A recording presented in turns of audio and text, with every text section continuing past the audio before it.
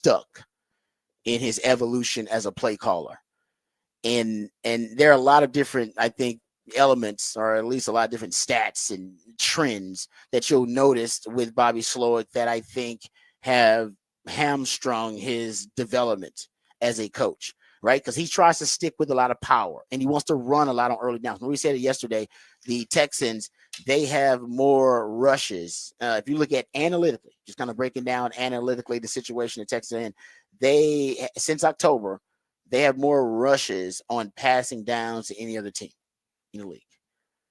And that's what Kyle Shanahan does. Like, he's going to run it on passing downs because they are not only one of the more successful and more effective rushing teams in the NFL, but they're built on that philosophy. All right, because then everything else is off of that. The play action is off of that, and they have multiple weapons in the running game with a Christian McCaffrey. Then they put Debo in the backfield as well. So it's just it's very different, and they've always been the most pro heavy running team in the league since Shanahan got there. But when you're not you're not Kyle Shanahan and you don't have Christian McCaffrey in the backfield, you don't have Debo, and you don't have Kyle Juszczyk, and you don't have Kittle. You being a run first team and a run heavy team, especially on some of those passing downs, it's not ideal. It's ill advised, right? And he wants. And here's another stat for you: Houston ranks second in 12 personnel, 2 tight end sets. All right, in terms of the usage of it, but they rank 25th in passing success rate and 23rd in run success rate out of 12 personnel. You know what I mean? But I get, maybe when Nico went down, they decided to shift it. So I got to look at the numbers, after that. But this is a team that needs to spread it out, and they should have been in. And I remember them being in a lot more 12 early on too. And I think maybe because they want to insulate the pass protection, but there are ways to do that from spread sets and from sets that put more wide receivers on the field. And especially when you had Stephon Diggs and Nico and Tank Dell, that should have been more the identity of the offense. I get when Nico goes down, now Stephon Diggs goes down, that changes. But even watching the Texans, they were in a lot more heavy sets early on this season, a lot more than I thought they needed to be in. They lead the league in total plays and rushing attempts from 12 personnel, despite being essentially below average in it. Yeah. Like, that doesn't make much sense. But 12, I think he wants to be heavy because that's kind of that's all he knows, and his strict interpretation of the Shanahan offense. Shanahan's offense is always heavy because it's always going from 21 to 12 because Kyle Juszczyk can be an H-back, Kittle can be an H-back or a tight end, Juszczyk can be a fullback or an H-back, and they kind of go back and forth. And they stay heavy, though. Even though they're malleable, they stay in the heavy and they just spread you out. They may be in different formations, but they're still in the heavy. And for the Texans, you don't have those pieces. So you should be in 12 personnel less, or at least in fewer snaps of personnel than, I've even last year or even like a Shanahan offense would be. And I think like that's one example of it. Trust me, I'm not saying that's the main problem. Just one example of how you need to make this more of a Texans version of that Shanahan offense, and the Texans version does not need to be in more heavy sets.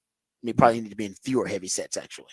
No, and I mean, I think that a lot of this comes back to the fact of something we talked about last year before the season, which was a concern that there wasn't a ton of experience, and they didn't bring in a few guys that could kind of walk you through the missteps that normal teams would make, and they were able to make it through last year. But I think you're seeing it now kind of rear its head of how do you handle success? How do you handle when people make these moves? And if you bring in some coaches that maybe have a little bit more experience to help a Bobby Slowick make those adjustments easier than having to have a guy figure it out on his own and make the mistakes that 100 other coaches have already made and constantly try and figure it out. And okay, well, all right, this isn't working, but maybe if we trick him this way, and the guy will go, yeah, try that. It won't work.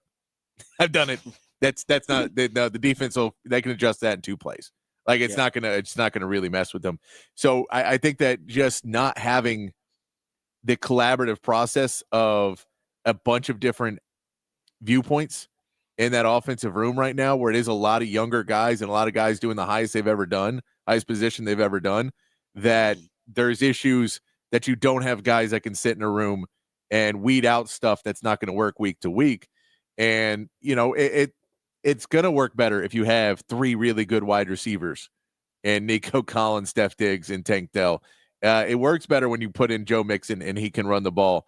But you now have to realize the offensive line isn't playing as well as you need them to play. So how do we get the offensive line to play better while also figuring out how to not put CJ Stroud in trouble, but also not sticking him where he's constantly throwing on the run, and we're making CJ Stroud not be the great quarterback he can be because his feet are never set?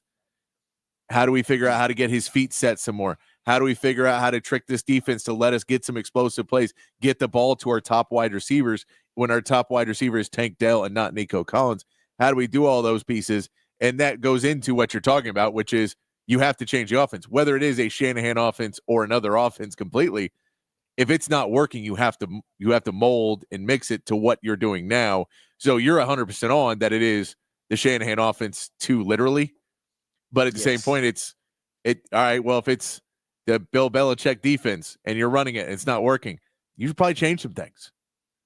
We know that defense works great for him, but maybe it's not going to work great for what you're doing right now. So I think he just needs to continue to grow and change things. I'm not in the fire Bobby Sloak because I'm also the who are you going to put in ahead of him? Let's not play a roulette all season for the rest of the time. And hey, let's stick somebody else in there who's never called plays either. That'll surely fix it. That's basically what I think the public, at least suggestion that I've seen thrown out there is it Jared Johnson? Gerard Johnson. Yeah. He's like the quarterback coach, I believe, there. And he interviewed for some coordinator jobs. And some people and after playing Detroit, remember, Detroit did this. Remember, Detroit at one point, they had Anthony Lynn was their offensive coordinator. Yeah.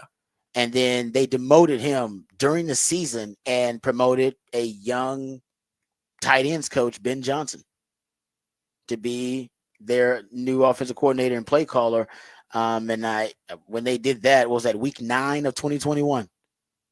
They have not looked back. No, they caught fire. So a lot of people are using that example and saying, "Hey, the Texans are right where the Detroit Lions were in 2021. New coach, who had an offensive coordinator that initially that they were unsure about, and then now they can switch up and go with a young coordinator who may add a little spark." I'm with you. I think you need to stick with Bobby Sloak and see if you find growth. If you want to change something, do it in the offseason. But give them the chance to evolve the offense and maybe start to have a looser interpretation of the Shanahan offense. Just like take some of the things you like from it. But I think right now he's a strict like disciple of it, and I think that's the wrong way to go. Even anybody who tries to do that, right? That's too many. The Belichick coaching tree, I think that's most of those guys is failures, and I think most of their ultimate mistakes have been they tried to be exactly like Belichick. He's like, you can't be like Belichick. First of all, you ain't got Brady, but you can't be like Belichick. You gotta have it, be your version. Take what you like. Take the different, ideologies and take the different parts of the coaching model or the structure or the blueprint that he has, and you got to put your own spin on it. You have to. And I think ultimately, that's why what Sark is doing is kind of working. I mean, that's what Sark has done. He basically admitted, like, no, I just took parts of Nick Saban and Pete Carroll's blueprint. I just took what I liked. Yeah. Just took what was good, took what I liked. I'm basically it's just basically he's admitted this is their blueprint, but I fused the two parts that I like from both of them. And that's what Texas is now. It's essentially an amalgamation of two great dynastic runs of USC and Alabama, a West Coast SEC feel that he brought to Austin, which makes sense. There's a West Coast SEC feel to Austin, ain't it? You're an SEC team, but got a West Coast feel to us. Why Californians like it. That's essentially, and Sark admitted that's what he did, and that's what you should do. Like, don't try to be like Nick Saban. Don't try to be like Pete Carroll. He's not like either one of them, but he's got different aspects of both in his program and in his coaching, style. And I think ultimately that's what, if you're looking at any mentor, you don't want to try to be exactly like them because you got to do it your way. I think for Bobby Sloak, he's got to find what type of blaze his own path and find his identity. Yeah. And I don't know if he's done that. I think that's part of the big issue here. And like I said, you go back and look at, last year, I thought Bobby Slowick was progressing just fine. That everybody thought he was on a fast track to becoming a head coach. I don't think you become an imbecile overnight, in football. I just think right now, there are some obvious areas where either he's regressed or that we're not seeing growth as a play caller. But I think it'll get there. Like I said, one of the examples of you're trying to go too heavy. When they get Nico back, I think maybe you'll see them try to go to some more spread sets. I think CJ Stroud's been at his best when they are spreading things out and when they're going up tempo. And Shannon's offense, they don't like. Shannon likes what, right? Condensed sets, compressed sets. Sark loves these. And I think that's another way he's being a little too strict. It's like, no, I think you should spread them out more. I think CJ's more comfortable with more spread sets out of more spread personnels, groupings like 11 personnel. So we'll see if there are some changes. There should be after that game. And hey, I just if you go look at it, weeks, I talked about the 12 personnel thing, how they're really bad in 12 personnel, yet they keep running it. In weeks 1 through 5. So this is with Nico. They were 29th in passing success rate and 22nd in rushing success rate from 12 personnel. So they were still bad out of it, even with Nico. But he's pretty stubborn about, running some of those heavy sets. And 11, if you go look at 11 personnel, that they weren't great throwing out of 11 personnel. They were okay. They were like 14th in passing success rate from 11 personnel in weeks 1 through 5. So still pretty good, even though Nico was leading the NFL in passing. But they were 32nd, or they have been 32nd in passing success rate from 11 personnel since week 6. And that is definitely a Nico thing. But I always say coaches are problem solvers. It's on you to solve the problem. It's unfortunate that Nico went down. Still have to find a way, which I think they did in the first half. In the first half have not been issues for the Texans. It's the second half. Yeah, exactly. You're close, but you have to keep evolving. And it's like they keep finding problems, but and then you don't really address them, and you especially don't address them in game. And they become problems where you lose a game, and the next week you come out and you fix that, and then there's the next problem. And the second half has now been a problem for several weeks, and there's been different issues with it, but it's been a problem for the last few weeks. Yeah, Texans passing success rate 41.1%, Bears 40%. Bears just fired their OC. The Texans pressure rate 41.3%, Bears 40%. It's not good. I mean, you shouldn't even be in the Bears rushing success rate 38.5%. For the Texans, rushing success rate is 34.2%. That's people are looking at those numbers and saying, hey, maybe the Texans should consider what the Bears did. I think that's a little hasty. I think you should give Bobby Slowick, the guy who people thought was on the fast track to be a head coach last year, give him some time to see if he can figure things out and solve the problem. If he doesn't solve the problem by the end of the season, then you already know you're moving on from Bobby Slowick. Here's my man Sims' quote about, because he knows the Shanahan offense really well too. And he was asked about Bobby Slowick and the Texans.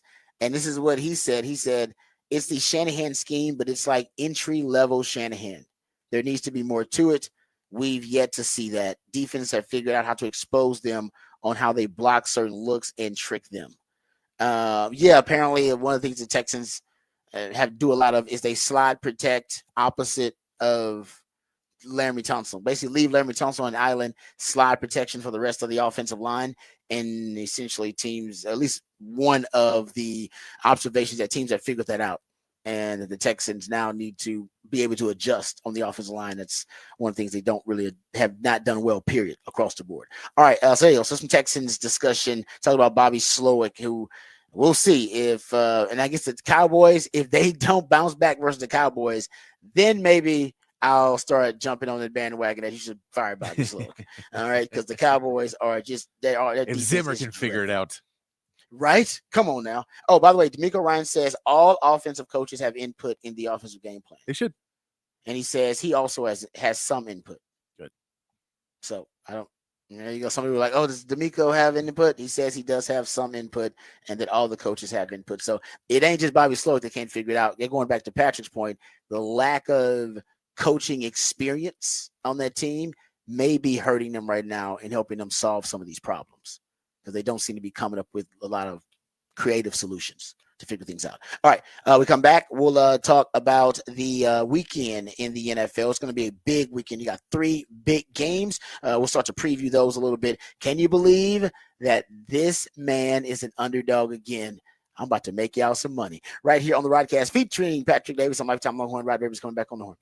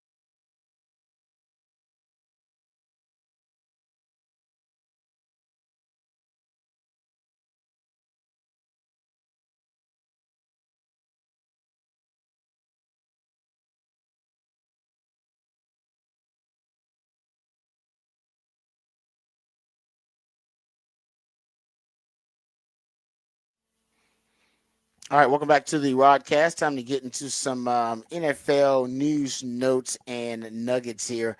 Okay, so I saw that this weekend is going to be a big weekend. We got some really good NFL games. I want to break a couple of them down here. The first game I want to talk about is the Ravens and the Steelers. Ravens and the Steelers are going to play this weekend, and that division, and both of those teams are 7-win teams. And the Steelers, nobody expected them to be at the top of this division. Ravens, of course, I think a lot of people expected them to be in the Super Bowl and be in Super Bowl contention and be a Super Bowl contender. But the Steelers are actually a team that, depending on how they finish the season here, we got to start taking the Steelers seriously as a team that can make a playoff run if Russell Wilson can continue to play at this level. And if right now Mike Tomlin, and I've been a Mike Tomlin believer, right? That if Mike Tomlin can still keep this group inspired, their defense is a top 5 defense, by the way. and they know how to play against Lamar Jackson. That's the thing about Lamar Jackson is if you see him and you've been exposed to him, you have there's I think most teams they have an ability to adjust a lot quicker to the speed that he presents at the quarterback position. Still nothing like a quarterback like Lamar Jackson, and we've never seen anything like it in the NFL that can make those type of plays from the pocket now as a pocket passer, but also be an elite, be the best, basically the best runner, ball carrier on the field. I mean, the guy's led. This will be the first time he doesn't lead the Ravens in rushing and passing. I want to say since 2018. Say 28, basically since 2018, 2019, he is 2019, I believe is the last time. But since then, he's basically led them in rushing and passing every season. And even Sean McVay talked about this. That's why the record for Lamar Jackson is ridiculous when he plays an NFC team. I think it's something like 20, it's like 21-1, something freaky and crazy like that. I think he's only like one game playing NFC teams because you don't see him a lot. And when you don't see him, you can be shell shocked by that kind of speed and that type of explosivity at the quarterback position. But if you see him, 3 times in 2 years, or you see him twice a year, like the Pittsburgh Steelers do, well, then you know what? You develop a pretty good game plan. You've been almost vaccinated, if you will. so when you go up against him, you don't get overwhelmed by Lamar Jackson. Your players, they know the speed of the game. They know exactly how he operates. They know the improv ability. It's nothing that's going to surprise you with Lamar Jackson, but you gotta experience it, and you gotta experience it, multiple times. You know what I mean? It's like getting a booster shot. You got to get vaccinated, then you got to get the booster of Lamar Jackson. If you get that, then you got a good chance that when you see him, that you'll be able to come up with an effective game plan. And the Steelers are one of those teams. The Steelers see him a lot, and it's why the Bengals play them so close, right? Bengals just played them twice. Now they lost, but they played them down to the wire. Bengals could have won both of those games. The record for Lamar Jackson, his versus the Steelers. Now, first of all, a lot of these games he didn't even play because he was hurt in some of the games. But his only win against the Pittsburgh Steelers as a starter, his only win, he had 5. He was sacked 5 times, had 3 interceptions, and didn't gain a first down on the game-winning drive in overtime. He's got 1 win as a starter versus the Pittsburgh Steelers. Isn't that fascinating? That is fascinating. Now, like I said, a lot of those he's been hurt too. Like he's I'll say he's missed like half of the games close to versus the Steelers. He ends up hurt, or they're late. They're late in the season. So yeah, the playoffs already decided. Then he doesn't play. Or been those, but late in the season he gets hurt. Maybe he's been hurt a lot of times late in the season. Yes, and that's what I'm saying. That's why. So I will. So he doesn't play the Steelers as much as you think, even though he plays them twice a year. He's, like I said, he's been out for probably half those games, but still, he's got 1 win as a starter. That's crazy. Of Mike Tomlin, only win, and his only win, he had one of his worst games. Didn't make any sense at all. Mike Tomlin and the Steelers, like I said, they've been inoculated. They know how to play Lamar Jackson. They know they are not scared or shocked or surprised by Lamar Jackson. They know they probably have as good a game plan versus Lamar Jackson as anybody out there. And that's why this game is going to be interesting. They know how to play Lamar Jackson. And even though Lamar Jackson is right now the quarterback of the best offense in the NFL, you can make that argument with the Ravens. They got the worst pass defense in the NFL, as you've pointed out several times, Patrick. And I know the Steelers don't operate that way. They don't just chunk the football, but they might. Man, exactly. they may decide to break tendency in this game because that's how you beat the Ravens, or at least how you kind of stay in the game. So we shall see. I was shocked though. And this thing, if the Steelers can keep the Ravens from lighting up the scoreboard, it's the best offense in the league. If they can keep them from lighting up the scoreboard, Steelers going to win this game, and they're going to shock everybody. But if they allow the Ravens, said the Ravens even scored 28 points. The Steelers' record in road games where the opponent scored 27 plus points. Ben Roethlisberger was 3-28. Mike Tomlin 2-35 before Sunday, and Russell Wilson 1-0 in that situation. In road games where the opponent scored 27 plus points. In the Steelers, they just don't win game. They don't operate that way. They don't, they don't score a lot of points, and if they have to score a lot of points, chances are if they got to score more than 28 points, Steelers are going to lose that game. Even you go look at Big Ben's home record when the opponent scored 27 plus points, 14-23. Tomlin's 13-21. That's just not Steeler football. Steeler football basically is 27 points or less. That's where they operate. If the Ravens can get 28 points, they're gonna win the game. I think that's my line right there. It's 27 points.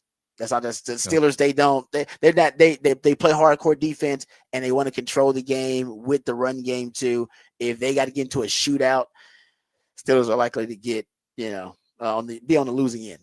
They're just gonna throw it down the red line for Mike Williams. Yeah, right. No, I mean, like I said, the Steelers, they look real good right now, man. They look good. This is the best the Steelers offense has looked in years. They haven't looked this good in a long time. But we shall see against the Ravens, a division rival, if the Steelers can keep up those winning ways. Right now, they're definitely are they the biggest surprise of the league now? The Minnesota Vikings, that's kind of worn off. The Minnesota Vikings are still good, but I don't know if that's the surprise team anymore. I think it might be the Steelers. Yeah. Well, yeah, I think the Commanders and the Steelers, actually. Yeah. I guess they're the two. They're the two. I'd say Minnesota's still up there. They're still playing well enough that they're still, because we thought Minnesota was going to be bad. We thought they were going to be bad when they lost their starting QB. Yeah. Man, when Sam Darnold was coming in, everyone's like, well, they're getting another top pick. Yeah, and you're right. Sam Darnold hasn't been terrible. He hasn't been bad. So I think that one's still up there. Because the Steelers, we thought would be, a 500 team? Yeah, and now the Steelers, I mean, some people are saying the Steelers could, be able to challenge the Chiefs potentially. I don't think so, but, I mean, if they beat the Ravens, that'll be the test of going, okay, we have to take the Steelers seriously now. Yeah. But like I said, I still feel like the Ravens are going to win. But I don't know why I feel like the Ravens are going to win, because they don't win. I just gave you the stat. He don't beat Mike Tomlin. He doesn't beat Mike Tomlin calls him Mr. Jackson, but he don't beat Mike Tomlin as a starting quarterback. All right. I know we're up against it, so I'll give you one more because I want to talk about multiple games, but I'll give you another stat about that, about the Bills and the Chiefs game, because that's another big game this weekend that I can't wait to see and can't wait to watch. If you're going to look at the Bills and the Chiefs, I can't believe it. The Chiefs are an underdog. The Chiefs, they're a 2.5-point dog at the Bills. I always tell you guys, anytime Patrick Mahomes is a dog, take him. He's money every time. Now, in the regular season, it's not as much of a sure thing as it is in the playoffs. In the playoffs, he's on a dog. Oh my God! Because I don't think it's only happened like twice or something like that. But the Chiefs are how about this? They're the 34th team ever to start 9-0. 34 team ever started 9-0. This marks only the second time since 1990 and the fourth time ever that a team that's 9-0 or the 9-0 record or better is an underdog in a game. Fourth time ever that a team that's 9-0 or better enters a game as an underdog. If they still remain one, right now they're 2.5-point dog. How about this? The 2013 Chiefs, who were 9-0 before going up against Peyton Manning-led Denver Broncos in that game. Broncos were favored by 7.5, and they handed Kansas City their first loss. 1985, the 10-0 Bears. The Bears, they were a 1.5-point dog on the road against the Cowboys. The Bears defied the odds and secured a dominant win. They beat the Cowboys, beat the hell out of them, 44-0. And in 1969, the LA Rams entered a game with an 11-0 record for a 1-point underdogs against the 10-1 Minnesota Vikings. The game was a close contest. The Vikings edged out the LA Rams 20-13. So there you go. First of all, it rarely happens for an undefeated team to be an underdog. And then you got Patrick Mahomes as an underdog, and his record as a dog. Um, oh man, yes, he is 11-3 straight up as an underdog, 12-1-1 against the spread as an underdog. Best mark of any quarterback in the Super Bowl era. Take him. He's a dog. Take him. He is 4-3 against the spread against Josh Allen, though, in his career. And 1-3, just 1-3 against the spread in the regular season against Josh Allen. So we'll say that. But I'll still take Mahomes all day, every day. All right, we come back. We'll have What the Facts, What the Stats right here on the Rodcast featuring Patrick Davis on Lifetime Longhorn. Rod Davis coming back on the horn.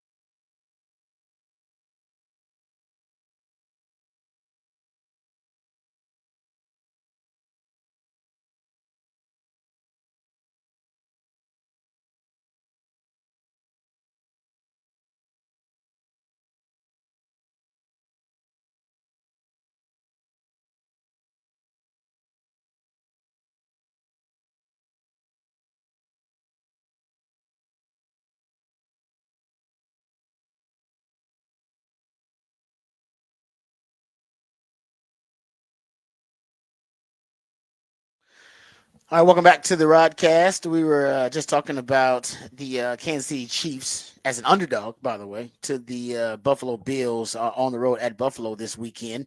I take Patrick Mahomes in that, but we shall see. The Chiefs have won, how about this, 9 straight games when trailing by 7+ points, including the playoffs. That is the longest such streak in the NFL. But nobody in NFL history, as long as it's streak in NFL history, I should say, but no team in NFL history has won 9 straight games when trailing by 7 or more points. And the Chiefs have done it. So they're not a great team. They're just a clutch team. And honestly, you can make the argument I'd rather be clutch than great because that's how they're 9-0. It ain't because they're great. The Lions, you can make the argument are a great team because they played and been impressive. I know last week wasn't. Actually, last week was impressive. To have your quarterback throw 5 interceptions and still win a game against a team that's going to make the playoffs and win a division, that's pretty damn impressive. That you were down 2 scores at halftime? Yeah. Actually, it may be their most impressive win so far this season. So, yeah, I mean, that's why, but the Chiefs, they're too clutch. The Bengals and Bucks would give up a little bit of goodness to be clutch. Great point. Matter of fact, the Bengals, I got to say for them, the Bengals are on pace to be the only team to have each of the following in the same season: NFL passing leader, NFL receiving leader, and NFL sack leader. They're the Bengals are on pace to be the only team to have each of the following in the same season, and they are 4-6, 9th in the AFC. To Patrick's point, they trade good for clutch any day of the week, or great for clutch any day of the week. But yeah, that's the issue there. Let's get to, how about this one? We're talking about what the stats. Rico Dowdle, the highest graded offensive player for the Cowboys this season. The irony of that. Good for him. Good for him. I mean, I said earlier this season, I was like, they need to play. He needs to be your lead back in your committee. I don't know what the Cowboys are waiting on. And Cowboys, I think that backs up that decision for the Cowboys. So that's some positive news for the Cowboys out there. If you're a Cowboys fan, I mean, can we also say he needs to be the only back that's on your roster currently? That's still on your roster next week. You need to find other running backs. Try other people out. Zeke. Yeah, and why? You know what? We'll talk about it. I was like, why the hell aren't they playing Trey Lance? I mean, at this time, we know what the season is. What are we doing with the Cooper Rush? Put him in for experiment? 2 plays and pull him back out. What is happening? Just play Trey Lance for a whole game. It can't be worse. All right, you got blown out by 28 some points. It's okay. Nobody's gonna blame you if you get blown out with Trey Lance in there. Everybody understands that you just want to see what you have in Trey Lance, what kind of value you got in Trey Lance. You're not trying to win games at this point. I hate to break that to you, Cowboys. That you're done in that regard. You're not going to be competitive. You were barely competitive with Dak in there. You're not going to be competitive without him. It just ain't happening. No. And do we know is Michael coming back for the Houston game? That's not a thing yet either? Yeah, I believe he is. He's coming back for the Houston game? I think so. I think yeah. Okay. All right, just making sure. But my point is they need to play Trey Lance. You might have, if Trey Lance makes plays and Michael's out there, at least you'll have, your defense will be better. So maybe you can't stand the game. Because if you got your best pass rusher against the worst pass protection team, arguably in the league, in the Texans, you got a chance. I can tell you right now, you got a shot. Unfortunately, you got a shot against the Texans. So, yeah, Michael would be a fool not to come back in this game because he might get 3-4 sacks versus his boy CJ Stroud. I know they're close too. Last factoid here, and then we'll take the break. Steelers are scoring 23.9 points per game and allowing just 16 points per game this season. The last time they were scoring 21 plus points per game, goes to my point about the Steelers. Remember I told you they don't score a lot of points. 28. That's a shootout. They don't win shootouts. The last time they were scoring 21 plus points a game while allowing less than 17, they made it to the Super Bowl, 2010. The time before that, they actually won it, 2008. Steelers are rolling right now. Just saying. It'll be interesting to see how they show up versus the Baltimore Ravens this weekend. All right, we come back. We'll get into some college football playoff discussion. The latest college football playoff rankings revealed yesterday. We'll talk about where the Longhorns are ranked. We'll also dive into Texas versus Arkansas, start to preview that matchup a little bit more, dive deeper into some of the X factors and the players. We'll get into some of the specific matchups coming up in that game this weekend for the Longhorns. We'll also dive deep into some NFL discussion. We'll talk Texans. We'll hear from Jerry Jones, who is defending his decision to basically to decide that the aesthetics of the stadium and the photo op for the stadium matter more than wins, even though the glare of the sun seems to be, by all people's opinions, at least the players included, that is a detriment to them winning. Jerry Jones doesn't care. He says, hey, y'all need to get used to it. We have some audio of Jerry Jones talking about that issue. We'll play that for you coming up on the other side. All of that and more right here on the Rodcast featuring Patrick Davis on Lifetime Low and Rod Babers coming back on the horn.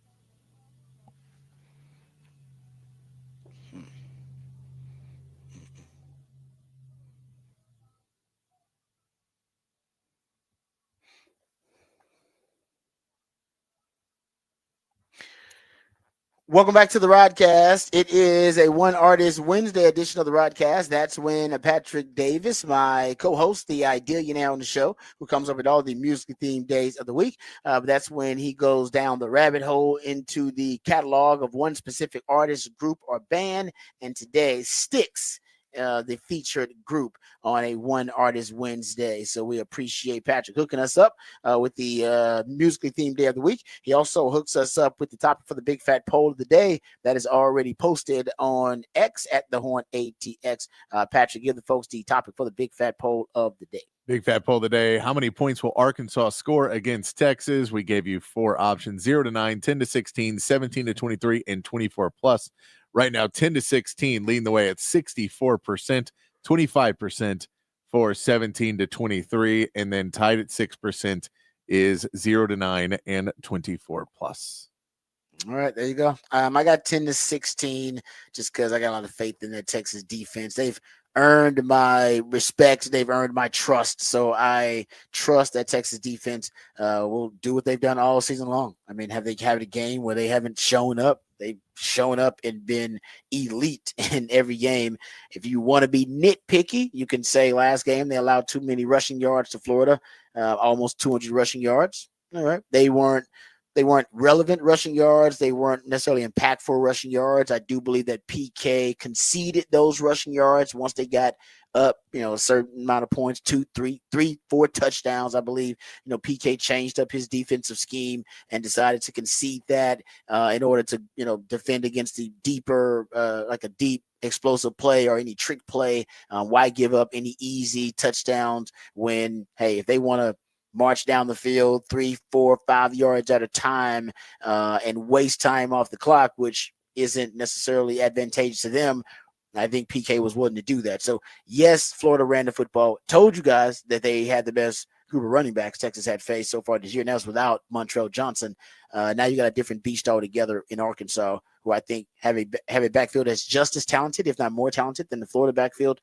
And they had a +1 in the running game with a true dual threat quarterback. And you hadn't faced one of those. Closest you came was Diego Pavia, and he actually made a couple of plays against Texas. So if you want to start thinking how they could score some points, that's how. A dual threat quarterback. Last time you faced one of those, Pavia, he made some plays. Last time you faced a backfield that was as talented, if not more talented, than Florida, who ran for almost 200 yards. That'll be Arkansas. And you'll be playing at Arkansas, coming off a bye week for them. So they'll be fresher. They've been a long time. Know they'll have some schemes, crisp schemes ready to go. Biggest game for them of the season is their Super Bowl. They hate Texas more than they love themselves. And on top of that, they got embarrassed by Ole Miss. I mean, just that was the worst loss of the season for them. And on top of that, the defense got embarrassed. I think they threw for 500 something yards. They set records against Arkansas. No joke, they did. I believe they set the individual receiving record for touchdowns and for receiving yards. That's how bad it was for Arkansas.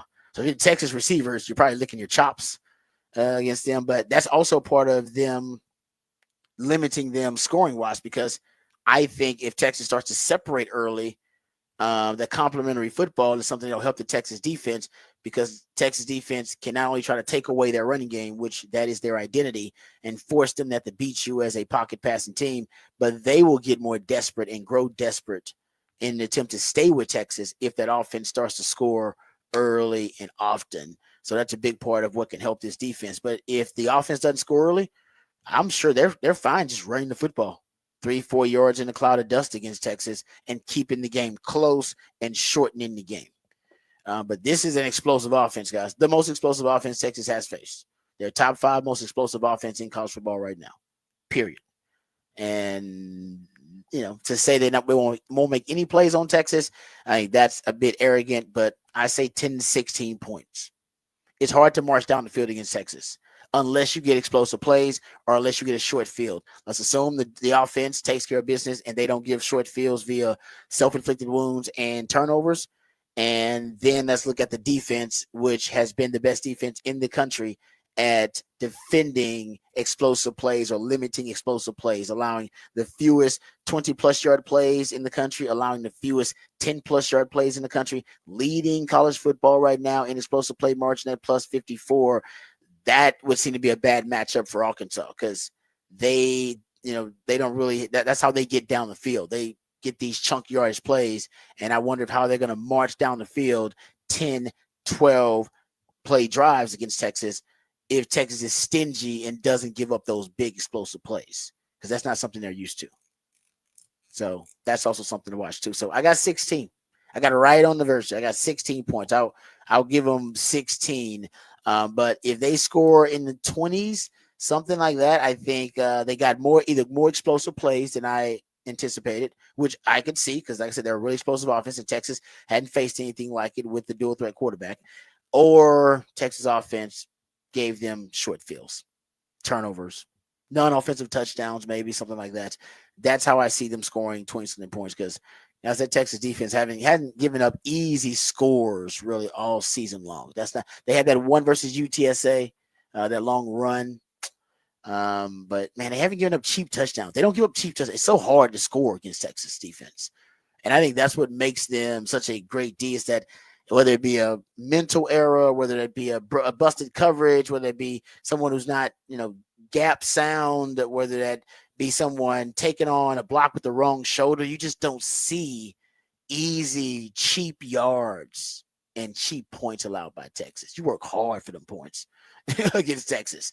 And I think they'll be the same thing versus Arkansas. I think they'll be dialed in for that. So there you go. Check out the topic for the Big Fat Poll today over at the Horn ATX on X. Well, we'll talk about the college football playoff when we come momentarily here. When we come back from the Horn headlines, we'll get into where Texas is ranked in the college football playoff, what that means for Texas going forward. We'll talk about the matchups in the seedings based on the college football playoff rankings as well. We'll do all that, and we'll also go behind the Burn Orange Curtain next segment, dive deeper into this Texas-Arkansas matchup. But first, let's get updated, educated, and informed with all the top stories of the day with Patrick Davis and the Horn headlines. All right, your Horn headlines brought to you by Top Gun Rentals and Lawn Equipment. In the NBA, the NBA Cup group play began last night with all games on Tuesday and Friday for the rest of the season dedicated to the in-season tournament. Klay Thompson scored 22 and hit 6 3-pointers in his return to Golden State, but the Mavericks still came up short 120-117 as Steph Curry stole the show with 37 points and a last-minute 3 to help win the game. Tonight, the Spurs host the Wizards and the Rockets take on the Clippers. In college basketball, the Longhorns took care of business in a 105-58 win over Chicago State. Trey Johnson led the game with 19 points, and Zarek Onyema added 18 more off the bench. The men are back in action Saturday at 4 against Mississippi Valley State. Number 19, Kentucky knocked off number 6 Duke last night 77-72. Cooper Flagg had 26 points and 12 rebounds, but solid shooting from the Wildcats spurred a second-half comeback. Texas women's basketball plays tonight against Lamar, looking to build on Sunday's dominant win. And in college football, the new college football playoff rankings were released last night, with Oregon staying at the number 1 spot, followed by Ohio State at 2, and Texas up to number 3. Penn State and Indiana close out the top 5, and that is your Horn headlines. All right. Thank you, Patrick, for the Horn headlines. Yeah, the Longhorns at number 3, or Oregon's at number 1, Ohio State at 2. They have Penn State at 4, set the Longhorns at 3. You have Indiana at 5, BYU at 6, Tennessee at 7, Notre Dame at 8, Miami is at 9, Alabama 10, Ole Miss at 11, and has here Georgia at 12 in the rankings, but it would, in the actually college football playoff seeding, they would be the first team out. Boise State they have here as the first team in any playoff seedings. The way it would work. But I will say that Georgia's not out of it at all, because all Georgia needs is to beat Tennessee this weekend, and Georgia's right back in it. And the bad news for Tennessee is it's being reported that they may be without, or at least expected to be without, their starting quarterback, Nico, and that they may have to face Georgia with a backup quarterback. And that means that Georgia would get, Georgia will probably be favored in that game if that is the case. So when there's a good chance Georgia is right back in to the college football playoff, or at least the 12 teams college football playoff. As it stands here, based on these rankings and the seedings, that Texas would get a bye. They'd be a 2 seed in terms of the college football playoff. You'd be 1 Oregon, 2 Texas, and 3 BYU, and 4 Miami. Just kind of the way that the rankings have everything played out, and this is what they're projecting. So you'd get a 12 versus 5 matchup, and that'd be Boise State versus Ohio State. You would get in the first round, of course. You get Notre Dame versus Tennessee, 9 and 8. Ole Miss versus Penn State, 11 versus 6, and then Alabama versus Indiana. That is kind of sexy because Kalen DeBoer used to coach at Indiana, if I'm not mistaken. If that ends up being the case, and I would say the last college football playoff rankings, they had Texas. Was Texas? I believe it was like 5 or something in the last college playoff rankings. Remember they had them going up against Alabama, though. I thought. Yeah, because Georgia was taking the SEC spot in that last one. Yes, because now Georgia lost, they fell out. Texas now takes that SEC spot at number 2. Yeah, because of the Big Ten having the top 4 out of the top 5. That 4 out of the top 5. That's crazy.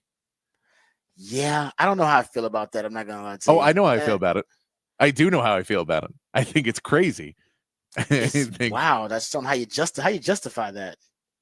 I guess you just say that you're basically saying the Big Ten is by far the most dominant conference in the history of college football, and it's not. They're definitely saying it's the best. Now, a lot of this is, like I said, they'll cannibalize each other, but Indiana hasn't played anybody yet. And you do have Ohio State losing to Oregon and in dramatic fashion, so you can justify that. Those are the 2 best teams. The problem is if Penn State won, Ohio State's basically in, because if Ohio State loses to Indiana, then they don't play in the Big Ten championship, so they're in. And if Ohio State beats Indiana and they lose to Oregon again in the Big Ten championship, they're in. Yeah, because they're gonna say your losses are too sexy. You had the best losses. Yes, your losses are so sexy. You had a loss to the number 1 team, and then a loss to 2 losses to top 5 teams. Yeah, so that's the case. So it is, but they don't play anybody else really. No, but so the issue falls back to when you say Texas doesn't play anybody, they also wouldn't have really played anybody good and lost to the top teams, but they would somehow be much better because they don't. That's what I'm saying. There's a lot of teams that right now didn't play a lot of great teams because it just shook out differently than people thought. Schedule USC, and USC isn't the team people thought USC was going to be. You schedule some of these top teams scheduled games and didn't get them. But Ohio State, I mean, they beat Penn State will basically be their catch is you beat a Penn State team that can't win big games.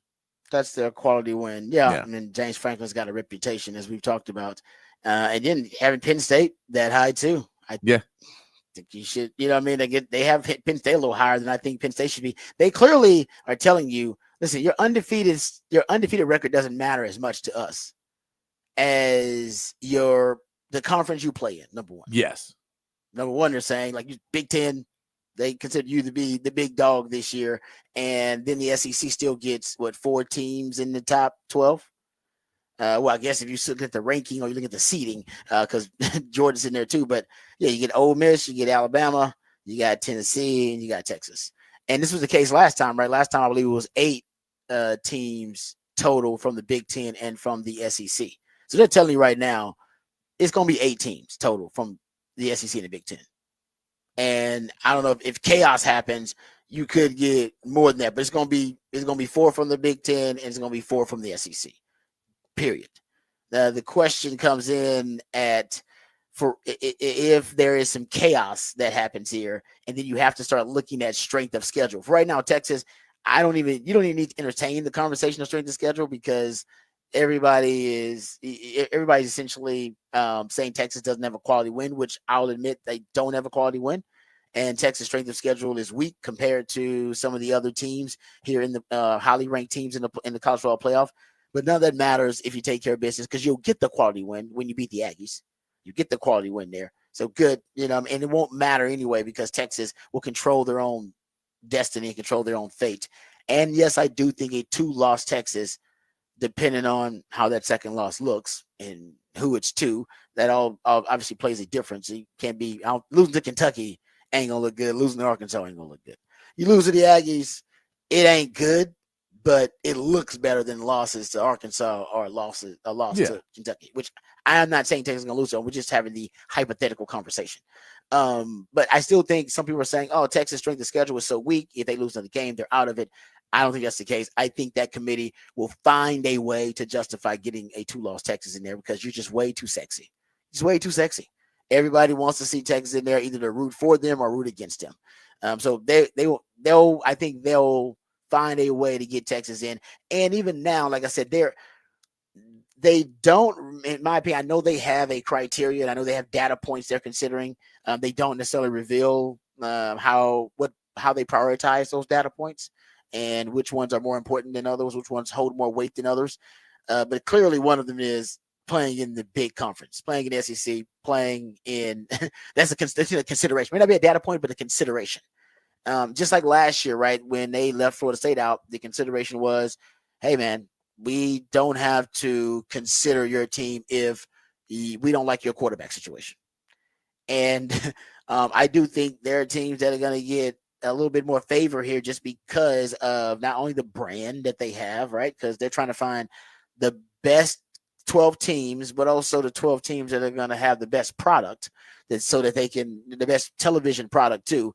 So having a good quarterback matters, right? So even if you haven't played anybody, having a quarterback that is a Heisman finalist or a Heisman candidate, I think that matters. That's why it's going to help a team like Miami. Having that as aspect, I think BYU might be in trouble here too, because BYU, of course, they control their own fate. They went out, they're in. But man, I think BYU could get beat by Colorado. If they get beat by a team like Colorado in the Big 12 title game, man, BYU's out. Even with one loss, you out. I don't know. Do we think BYU let 2 Big 12 teams in? I don't know. That's rough. Right? I mean, I think it depends on what the ACC does too. That also is true. Because if SMU goes through and wins, then Miami stays in. But if Miami wins, then SMU's probably out, right? Yeah, they want Miami over SMU. That's what I'm saying. So Miami might sneak back in with 1 or with 2 losses. It's possible they could, depending on how it happens. And yeah, I agree with that. They could. So I think Miami would sneak in over BYU, but if it's SMU, I think BYU would sneak in over SMU. Yeah. I agree with that. I think, I don't know, like I said, I think if BYU doesn't just win out and go undefeated, honestly, I think there's a chance they could get shafted out of this thing. Because Colorado, if Colorado wins out and they win the Big 12, then, Colorado's in automatically. And then BYU would just have that one loss. I haven't looked at BYU's schedule either down the stretch. But if they don't get the automatic bid, like I said, you're going to get 8 teams in from, it's only going to be like, you're going to get 8 teams in from the Big 10 and from the SEC. You're going to get one team in as a group of 6 representative, whatever. There ain't going to be a lot of slots left over. No, I mean, multiple Big 12 teams in there and then one ACC team in there. I don't know. BYU, Notre Dame. Notre Dame's the one screwing you up here. Yeah, BYU still has Kansas, who's 3-6, a 7-2 Arizona State.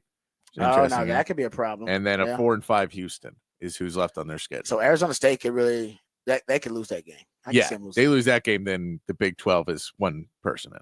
They'll have one team representing. Whoever wins the Big 12 gets in. They still could have 2. If BYU doesn't lose until the Big 12 title game, they could get 2. Yeah, because you'd have a one-loss BYU and then Colorado, who they'd want to put in.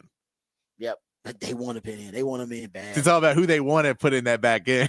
Because that's your ratings bump. Yeah. That's your ratings. That's your ratings. I mean, how do you have that first game where you go, well, we know that we think that the number 5 team is going to destroy, or especially like Ohio State would be your 5 seed playing that first Ohio game, right? State versus Boise State or something like that. Yeah, and you go, well, we need to have a sell on the back end of this Ohio State game, right? So if it's Ohio State versus the 12 team is Colorado, that's a fun game now. But if it's SMU, I don't know if that's as fun of a game. Yeah. Nah, I agree with that. Yeah. It looks like a sex appeal and trying to sell the first ever college football playoff. Ooh. Yeah. Like this bigger seed. I think you're looking at those matchups and saying, well, first of all, we're having Big Ten teams play everybody at this point because only one's getting the bye. So all these Big Ten teams are going to show out. And then who are we going to put them up against? Yeah. No, I'm with you. Colorado would be great in there. I said Colorado was going to be a contender in the Big 12. Did not have them winning the conference. Did not have them going to the college football playoff. But I also thought it was ridiculous when some people said they wouldn't even make a bowl game. They're the best quarterback in the conference and the best player potentially. Look, best quarterback in the nation potentially, and the best player in the nation potentially, and they're two different players. Of course, they got a shot, and I think just Deion has proven to be a better coach than people want to give him credit for too. But yeah, I'm hoping Colorado. I would in that Big 12 title game. I would take Colorado over BYU just because of the reasons I just mentioned. I'd take them. Yeah, he's got better skill talent. BYU has better lines of scrimmage, but Colorado has proven that their line of scrimmage deficiencies aren't glaring enough to basically drag down the entire team. They're able to coach around them, and they have enough skill talent where they can still make up for it and compensate for the lacking on the lines of scrimmage. So we'll see. BYU, like I said, they potentially could get shafted here if like I said, they get beat in the Big 12 title game or even before that. Because if they get beat before that, they're out. I think. Well. They get 2 losses? They win the Big 12 title they're in. Of course, they get their game to win. But like I said, I don't like them in the Big 12 title game, really. And it depends, too. If Colorado drops another game before then it becomes mass hysteria of who gets in because there's a lot of 2-loss teams in the Big 12. So and that could happen in the SEC, too. I mean, we could get some chaos down the stretch here, too. If Tennessee loses, and Tennessee might be without their starting quarterback for that Georgia game. And then you got down the stretch here with Texas and Texas A&M. The way it's looking, I think likely for the SEC title, I believe if Tennessee loses, make sure I get on the title. I believe if Tennessee loses this weekend, then Bama and Texas, basically Bama would play the winner of the Texas A&M game. If I'm not mistaken, how it breaks. Because Tennessee controls their own fate right now. Yes. Tennessee and Texas control their own fate as well as Texas A&M, but Texas and Texas A&M are going to play each other. And if Tennessee loses, they would no longer control their own fate in the SEC. Yeah, it gets complicated. It gets extremely complicated if Tennessee loses because then you'll have at least two loss teams. Or at least you'll only have one loss team. So the tiebreaker comes in there. No, because you're only Texas and Texas A&M would control their own fate, and they play each other. Yeah, exactly. So you would, at the end of the day, have to have another 2-loss team, which means that's why I think I believe Bama at that point has the tiebreakers. I gotta check. He's right. So there's a lot of weird. Because now you have to add in the tiebreaker with Tennessee back into it now. Yeah, and then it also depends on how many teams are in the tiebreaker because some of these might get knocked out before then. No, it gets funky. It does, yeah. So you're right about that. But either way, just win, baby. If you're Texas, you ain't got to worry about any of that. Just win, and you're good. Just keep on winning. Just keep winning. And then once you get to playoffs, keep winning, and then keep winning. Then we'll all have a good old celebration. It ain't even got to be pretty. I'm done with the pretty wins. Like some of the Longhorn fans are like they want to see the Longhorns win by this amount, and cover the spread, and how does this look? I think I'm at the point in the season where like, man, just keep winning. I'm with you. I'd like to see them cover the spread the next 2 weeks. No, I get it. You don't want to see regression. You want the team to go into the postseason playing their best version of football. I just want them to keep winning. Period. I'll take that. Like I said, same thing with Kansas City, right? I'll take clutch over being great. At this point, I'll take clutch over being great. Yeah. Because, I've seen great teams lose. Clutch teams, they just clutch. They just find a way to win. It ain't pretty, but they find a way to win. That's kind of what I want from Texas because you're gonna play ugly games in the postseason because you're gonna play. You're not gonna blow out good teams like that. That's just not how it's gonna work. You got to get used to being able to grind it out and win a game in the fourth quarter. And Texas really haven't had that opportunity. Vandy game was the closest they got. Vandy was a game you had to grind it out and go win it. But other than that, you're either blowing a team out or you're getting blown out. Yeah. Right? You're blowing a team out or getting blown out. Last year, it was all clutch gene. And last year, every damn game came down to clutch gene. It was like, all right, fourth quarter, It's a one-score game. You got to go win it. You got to go make a clutch play on defense, a clutch play on offense. How many times have we see a Texas goal line stand on defense or a clutch third down catch on offense, clutch first down?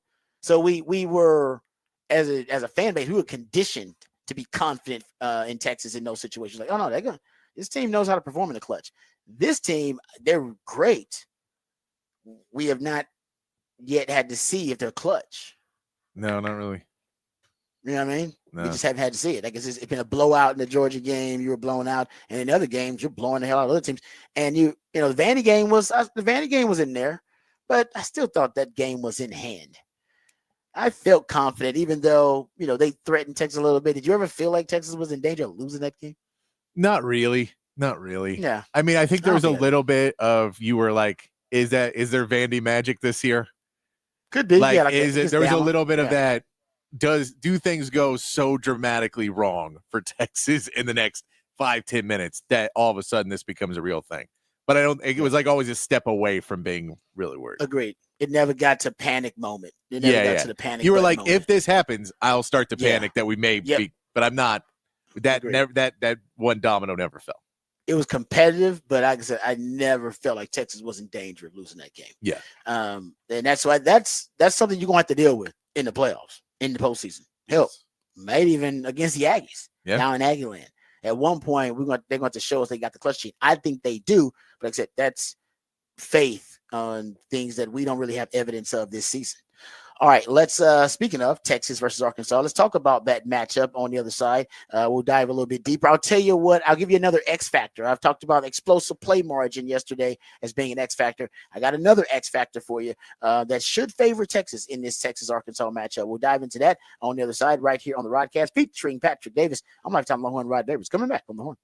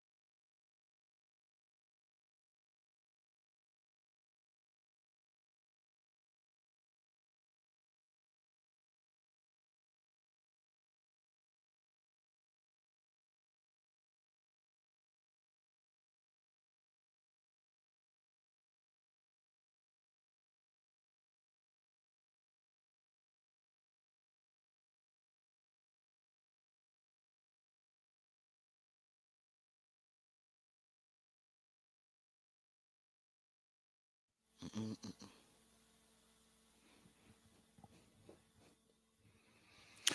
All right, welcome back to the Rodcast. Time to get to some Texas Arkansas conversation here. Talk about the Arkansas defense for a second. And they're still licking their wounds quite a bit from that Ole Miss game. And Ole Miss put up 63 points in that game versus Arkansas. And they set all types of records. They really did. They set individual receiving records for touchdowns and receiving yards. Talking about the program record for Ole Miss. Jackson Dart he completed over 80% of his passes, had averaged 16 and a half yards per attempt. He had 6 passing touchdowns, 515 passing yards in that game. Yes. 0 interceptions. He only had 31 attempts, 25 or 31. He was really efficient in that contest. And to me, if Quinn Ewers picks up where he left off versus Florida, the truth is Texas offensively, I don't know if they're going to score 60. I don't even know if they're going to score 50 because Arkansas will be coming off a bye week. They'll also be coming off a shameful performance in their last game, as I just mentioned it, versus Ole Miss. And this is their Super Bowl. So I think, and their starting quarterback got hurt. Taylor Green got hurt in that game. And then Malachi Singleton had to come in for him. Actually did pretty good. They were both basically through 14 passes. One was 11 or 14, one was 10 or 14. Didn't matter. They would get blown out in the game. But, for Texas, I think Texas has an offense that's on par with Ole Miss's offense. You can argue Ole Miss has advantages here or there, or Texas has advantages here or there, but Texas offense can do some of the same things, can expose Arkansas in some of the same ways that Ole Miss offense did. And actually, I'm watching some film now, and I'll have a more detailed breakdown about what Ole Miss did that actually would translate to that Texas offense. And we'll get into that tomorrow, but essentially that Arkansas pass defense, it's bad. It's the according to Pro Football Focus, because I want to get some analytics that would track with what I saw. According to Pro Football Focus, it is that Arkansas pass defense is the 6th worst coverage unit in college football. They got the 6th worst coverage grade in all of the FBS. Going up against Texas wide receivers, that's going to be a challenge. Remember we talked about Florida and how Florida had 94 missed tackles. They were averaging like nearly 12 missed tackles a game. And I said, bad matchup going against Texas, who run a lot of detached screens. They get the ball out to their speed demons and their skill guys in space and create space. Sark does a lot of times really well with brilliant play designs and with formational advantages. And that was just going to be tough for Florida to come down and try to tackle those guys in space. And how many big runs did we see by Texas breaking tackles in the open field on the perimeter and getting to the edge and getting explosive plays? Jaden Blue did it. Trey Wisner did it. Isaiah Bond did it. A lot of guys kept doing it, right? We're talking about 50, 40-yard runs because Texas was able to break one tackle in the open field and get to the edge and get to the perimeter. And I think against Arkansas, you could see something similar. Now, I don't have that. I'll get you the missed tackle number. I'll get you that later on this week. But I looked at yak yards allowed. Arkansas has allowed the 9th most yak yards in the country. 9th most. Yeah. That's a bad matchup going up against the Texas offense, as we know, that's built on yak yards against Vandy, against Vandy and against Florida. I believe Quinn's yak percentage was 77 and 78% of his passing yards were yak yards. Yeah. So for Arkansas, they better put a cap on that. They better do a good job of limiting Texas and neutralizing those threats on the outside, those yak opportunities. Because if they don't, Texas is gonna eat. They're gonna eat. I really feel defense. kind of bad for the Arkansas players that this had to be the least fun bye week because they had to work on tackling the whole week. Oh yeah. Yep. They didn't get the low contact bye week probably. You probably got you guys suck at this. We need to be better. Are we about to get boat raced again? Yep. No, I'm with you. That was one of those bye weeks where nobody enjoyed themselves. Sark's like, I gave the guys some extra time off. I want the guys to, enjoy themselves and go see their family and all that other. Nope, those guys they didn't enjoy any part of that bye week. But like I said, there's a lot of shame. I think that means they're gonna have a strong bounce back performance too. I think that'll actually mean they will tackle better. Now they can only do so much. I mean, this is a group that, like I said, against Jordan Watkins was his name, the Ole Miss wide receiver. He had 8 receptions for 254 yards. Yeah, 5 touchdowns. Those were school records. And on passes, 25 yards or more down the field. Jackson Dart, 5 of 6 for 282 yards, 3 touchdowns, and a 158 passer rating on deep passes down the field. So against Ole Miss, they couldn't defend the deep ball at all. And as I just told you, man, they don't tackle well in the open field because they give up a lot of yak yards. And Texas has a bunch of yak daddies on that offense, and Sark is obsessed with yak. He probably has the most yak. I think probably if you look at it, most yak-centric offense, arguably in all the Power Four, in terms of an offense built around yak yards. If you can shut that down like Georgia did, really Texas doesn't really have another. They don't have a counter for that. Usually it'll be the run game. Texas run game and great. That's their extension of the run game. You can shut that down, which is really hard to do, almost impossible. And you can really put a wrench into that Texas game plan offensively, really slow it down. Arkansas ain't gonna be able to do that. So with Arkansas, I think they'll have all 3 levels of the passing game available to them. I think they'll be able to complete the short stuff behind the line of scrimmage and get yak yards. I think they'll be able to complete the deep stuff. I just told you, Jackson Dart, 5 of 6, 282 yards, 3 touchdowns on passes 25 yards or more against Arkansas. Last week, arguably, Quinn would have had his best deep ball passing game of his career. If DeAndre Moore hadn't bobbled one of those receptions and dropped another one, he'd have been 4-5 on deep balls. That had easily been the best deep ball passing game of his career. So Quinn's deep ball is looking better and better. And this is a perfect game for Quinn to find his groove again on some of those deep passes. So I think you'll have access to the short, intermediate, and the deep passing game. And Arkansas's passing defense, I mean, guys, 125th in pass defense overall, 116th in passer rating allowed, 100 in completion percentage allowed, 111th in yards per attempt allowed, 105th and 10-plus yard passes allowed. They're actually 74th in 20-plus yard passes allowed. So they're around a little under average there, a little below average there, but that's not bad. But ultimately, you can have your way. If you are an offense like Texas offense built on the elite weapons, the array of weapons you have in the passing game, and a top-level quarterback and O-line that would allow 1 sack last week in pass protection, you should be able, against this defense, to move the football effectively. Maybe they'll try to bowl their back in the red zone, but I expect Texas to score points early. What is Arkansas going to do on the other side with their offense to try to make sure they're in the game? Are they going to try to play ball control, shorten the game by running the football? That's really going to be the question. How do they really have versatile complementary football? How they try not to expose their defense too much, because they know their defense is in trouble. And this is a bad matchup for their defense. So if I'm Sam Pittman, I don't want my defense out there a lot. Trying to limit the amount of possessions that they even got to be out there. So that may be their game plan. That would be my game plan if I'm Arkansas going in, because there's no way you can win that matchup. Your offense versus the Texas defense, you got more of a chance because you do have some elite elements, elite traits to your offense. Mostly that explosivity we talked about. They're top 5 in explosive plays of 10 and 20 plus yards.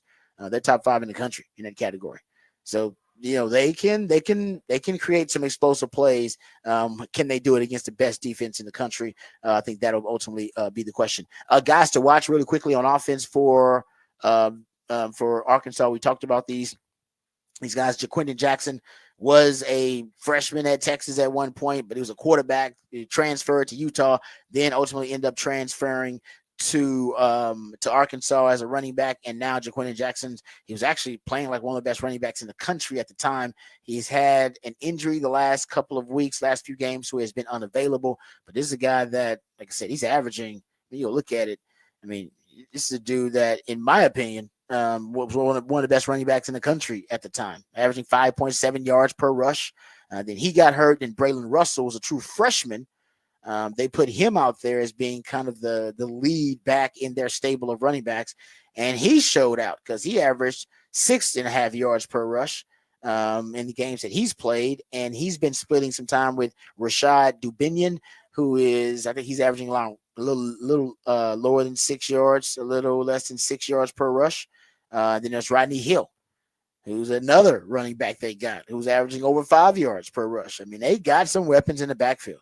Told you guys that Florida backfield was talented, and hell, they rushed for almost 200 yards against Texas. They didn't really matter. They were inconsequential yards, but still, they were able to get some yards against that defense. Not a lot of people have been able to have success against that D. This backfield, in my opinion, just as good, if not better. And they'll have the added benefit of a +1 in the run game with Taylor Green, who's really dynamic. And by the way, Taylor Green, guys, he's a better passer than people give him credit for. I know we're describing him as a dual threat running back, and dual threat quarterback, and he is dangerous in that way. And I don't think you have seen a dual threat quarterback like him. Diego Pavia gave you some, problems, but they're very different types of dual threat quarterbacks. But that is an example of the potential issues that a dual threat quarterback can present, like Diego Pavia, being able to improvise and be able to operate outside the structure, second reaction plays, being able to extend the play. He did a lot of that and actually ended up making a couple of plays against Texas. Well, this young man, Taylor Green, can do some of the same things. And I think he's more dynamic and faster. He's a little wiry, kind of reminds you of a basketball player actually playing a basketball player playing quarterback, because it's just kind of his frame, and that's probably why he's ended up getting nicked up a little bit. But he's accurate with the football. If you go look at his passes of 10 yards or more down the field, according to Pro Football Focus, they had it with a 92 passing grade on passes of 10 yards down the field, 15th best in the country. They have him overall a 12th in passing grade, just passing grade period, not just on passes 10 yards more down the field. He's got an 84 passing grade. That's 12th best in the country. They got him as a top 20 passer. And we're talking about him being, top 5 among quarterbacks in rushing yards in the Power 4 as well. So, that's the real deal. I mean, he's a guy that Texas has not really faced a quarterback that dynamic and faced an offense this explosive. I can't wait to see how the Texas defense measures up. I think they will measure up, and we'll talk about that a little bit later on the show too. But first, let's hit the break. We'll come back and play. We'll come back and get into a little off of the record on the other side. Off the record, wacky stories from the sports world and beyond the sports world. We'll get into that and more right here on the Rodcast, featuring Patrick Davis. I'm Lifetime #1 Rod Babers, coming back on the horn.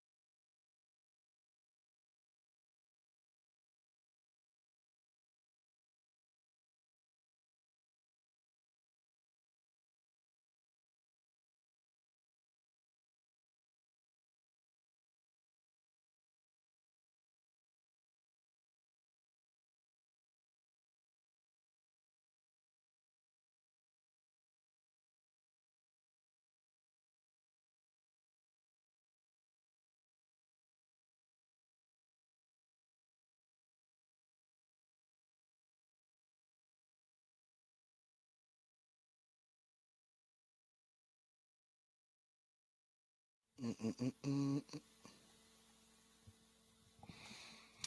All right, welcome back to the Rodcast. Time to get into a little off the record here on the show.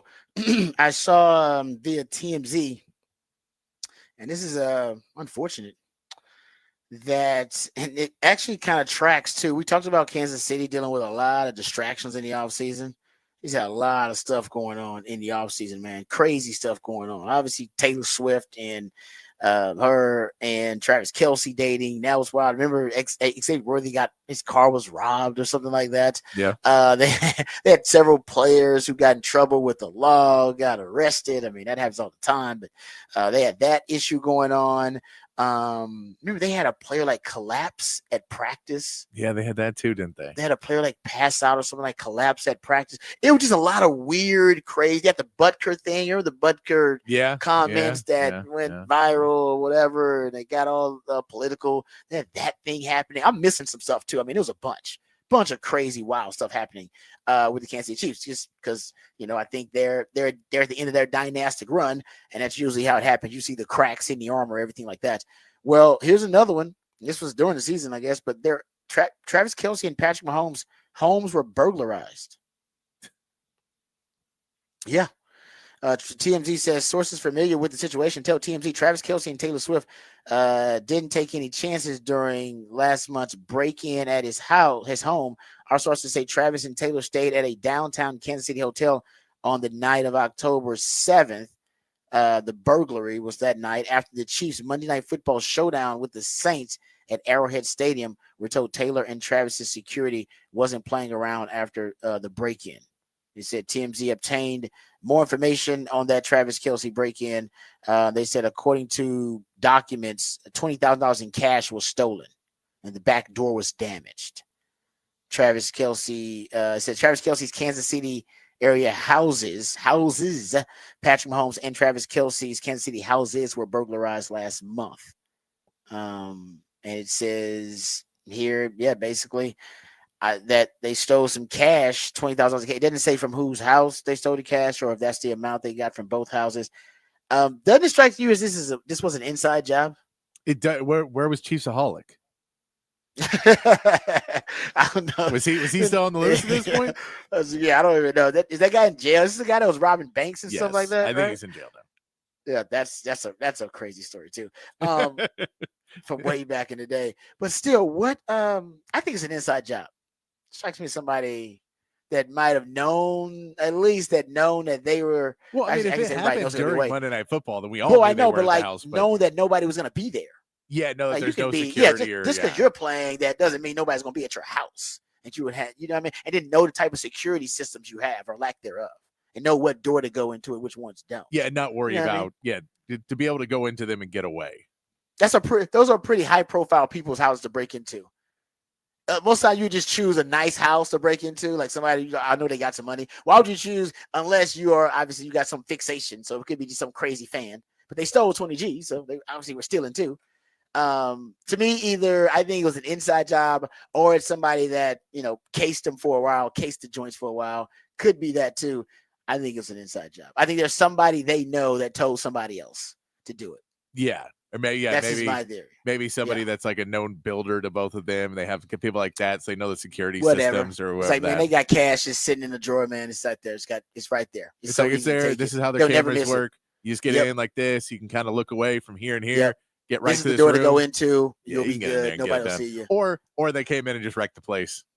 And they could. They didn't say that they just kind of wrecked the place though. They said there was some damage to the back door and they stole 20 G's in cash. I'm like, so they just knew what the 20 G's in cash was. They didn't steal anything else of value there. They didn't steal any any stuff, any jewelry. I don't know, any art, that kind of stuff, like artifacts. Anything. I don't know. I feel like. Yeah, it strikes me as an inside job. We'll see. I'm sure there'll be some more details coming out about it, but that's very strange to burglarize Patrick Mahomes and Travis Kelsey's home. Or it just could be some people that hate Taylor Swift, or maybe some big fans of Taylor. Could be the Swifties, acting in some crazy way too. I have no idea. Swifties are a powerful group. The Swifties are powerful, man. I don't know. They could have been trying to get some Swiftie merchandise, like steal some of her clothes or something, because they wanted as memorabilia. Like, they are that kind of wild. There's a difference between merch and people's clothes. Like to make that very evident.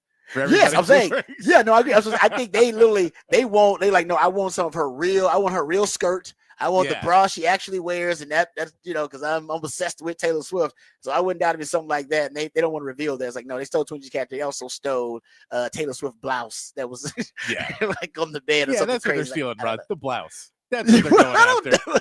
Yeah, I'm saying they're sick people. They just they're keep sick people. fixated. Yeah. So I say they're They're not. like, They're going for other things. I know. Well, if it's you know what, I'm not even getting deep into that. Yeah. But yes, if they got some type of perversion, yeah, they'll probably go for something else. But I was just saying, like, there's a Swifty fan, and she just she's really obsessed with Taylor Swift, and she just wanted some merchandise that's actually Taylor Swift's. And she's like, at Breaking House, I guarantee Travis has some Taylor Swift stuff there. So boom, Yeah. I took the Taylor Swift toothbrush. It was the pink one.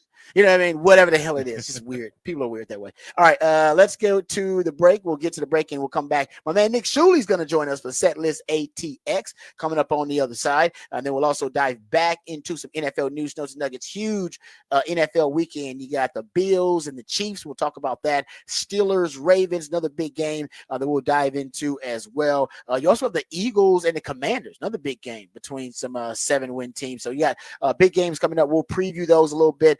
We'll also get back to the Texans discussion about Bobby Slowick. Some people want to see, actually more than some. I would say close to half the Texans fans out there, maybe more than half, they want to see the Texans move on from Bobby Slowick. We'll talk about how the fall from grace, all right, how it took place from Bobby Slowick becoming a hot head coaching candidate to now being a guy that Texans want to see demoted. We'll get into that, how it happened. We'll hear from Jerry Jones as well, defending his decision to have the sun shining down on the Dallas Cowboys Stadium. We'll talk about all that and more right here on the Rodcast featuring Patrick Davis. I'm like Tom Longhorn, Rod Baby is coming back on the horn.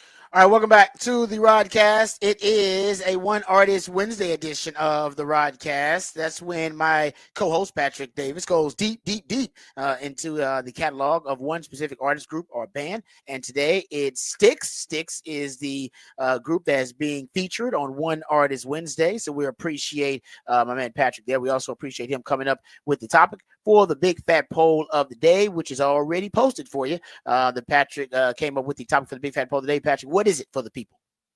Big fat poll of the day. How many points will Arkansas score against Texas? We gave you a few options on there as well.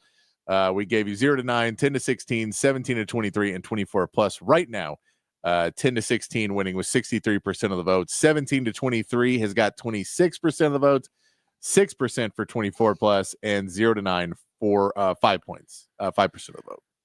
All right, there you go. Go check it out at the Horn ATX on X, and you can go there and vote there. I got them at 10 to 16. I got a lot of respect for the Texas defense, considering right now that's the best defense in the country. Can't get better than what they've done so far. I think Pro Football Focus has them as a top graded defense.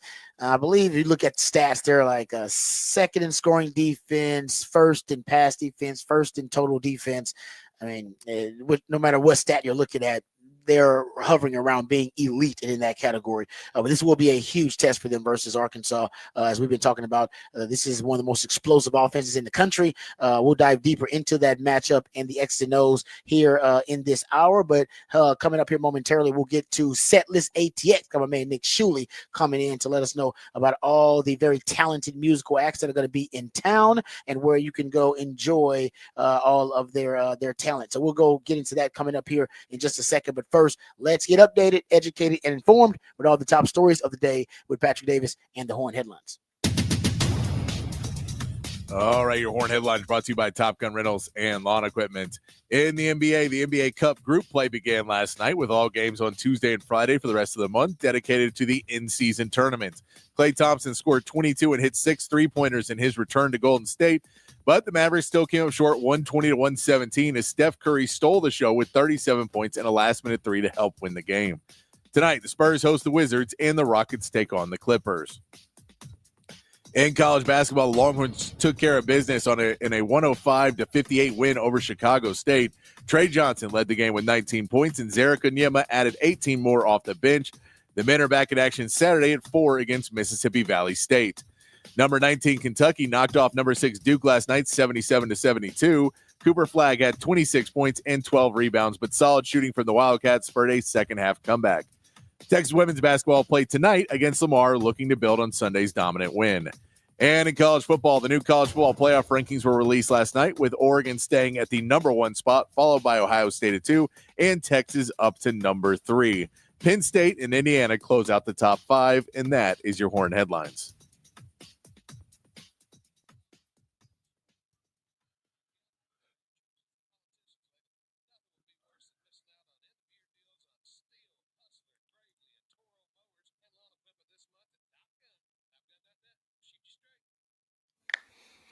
All right, thank you, Patrick, for the Horn Headlines. We appreciate those as always. Now it's time to bring on one of our favorites, Nick Shuley, friend of the program, always comes on to set us straight with Setlist ATX, letting us know about all the musical acts that are going to be in town. Nick, how you doing, brother? I'm doing great. How are you doing, Ron? Doing good, man. Doing good. We've already recorded our third Longhorn podcast. So for the folks out there who are unfamiliar with where to get the third Longhorns podcast that we do with my man Nick and Alex Okafor, Derek Johnson, Fozzie Whitaker, Jeremy Hills is on that thing. I mean, it's a great group of guys. Let the folks know exactly how they can download it, how they can listen to it. Yeah, thirdandlonghorn.com is the easiest way. But if you just go on YouTube, search Third and Longhorn, you can find the episodes, or it's now going on LA Longhorn Network. So if you go on the app there, you can get it there too. And I just submitted it to them. I got it edited last night, so we're good to go for tonight.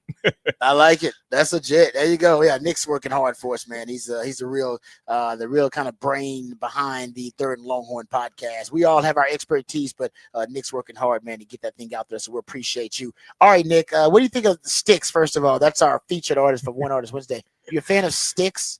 Not my thing. There you go. That's a nice way of saying it. I respect him. Just it's not my thing.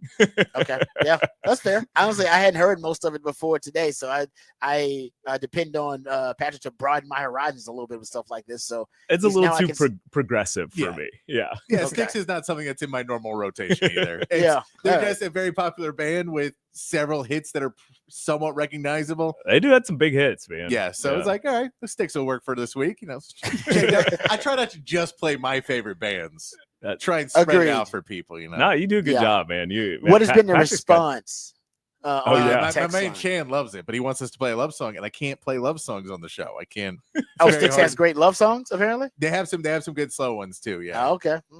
Didn't even know that. All right, there you go. I was wanting to get Nick's thoughts on it because I know Nick is also kind of like Patrick. He's a connoisseur of different music genres. So I just want to get your thoughts about that. All right, how do you feel about Texas going to Arkansas, going to Fayetteville this weekend before we get to Setlist ATX? Man, I feel good about it. I feel a lot better than last time we went there, in 2021. And I still thought we were going to win that year, and we just got absolutely blindsided, man. I'll never forget that close-up of Hudson Card's face that ESPN showed, and man, poor kid looked like he'd seen a ghost. Like it was one of those games where you're just like, oh yeah, we're in trouble.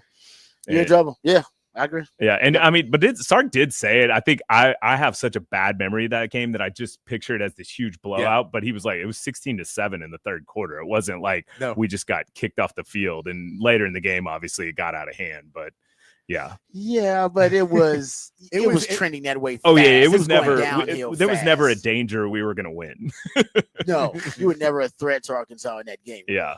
But I think this team's going to be ready. I hope so. But I just think, man, when this team gets off to a fast start, we're pretty unstoppable. But when we kind of take a while to get out of the start, that's when these games get fun, and we don't need that. I'll agree with you on that too. That's Quinn. When Quinn starts fast, he's confident, and then from then on, when Quinn's playing confidently. To me, that's the secret sauce of the offense. Yeah, Quinn's in the groove. You get Quinn in the groove, the offense just starts clicking. So we'll see. But I think the offense, especially more so than the offense, it's really how bad the Arkansas defense is. Yeah.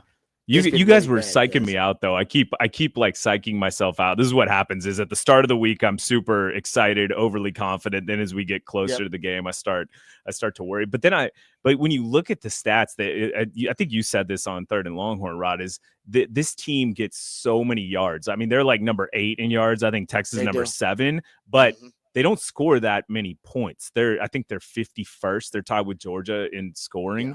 And so it's weird. They like move the ball really, which is actually the strength of this Texas defense. This Texas defense will bend, but they don't usually break. Yeah. So I think that lines up nicely. But also, I do think people are underestimating this Arkansas offense. They've got some freaks on this team. They've got guys that are just the quarterback's a hard match. Taylor Green's a hard matchup.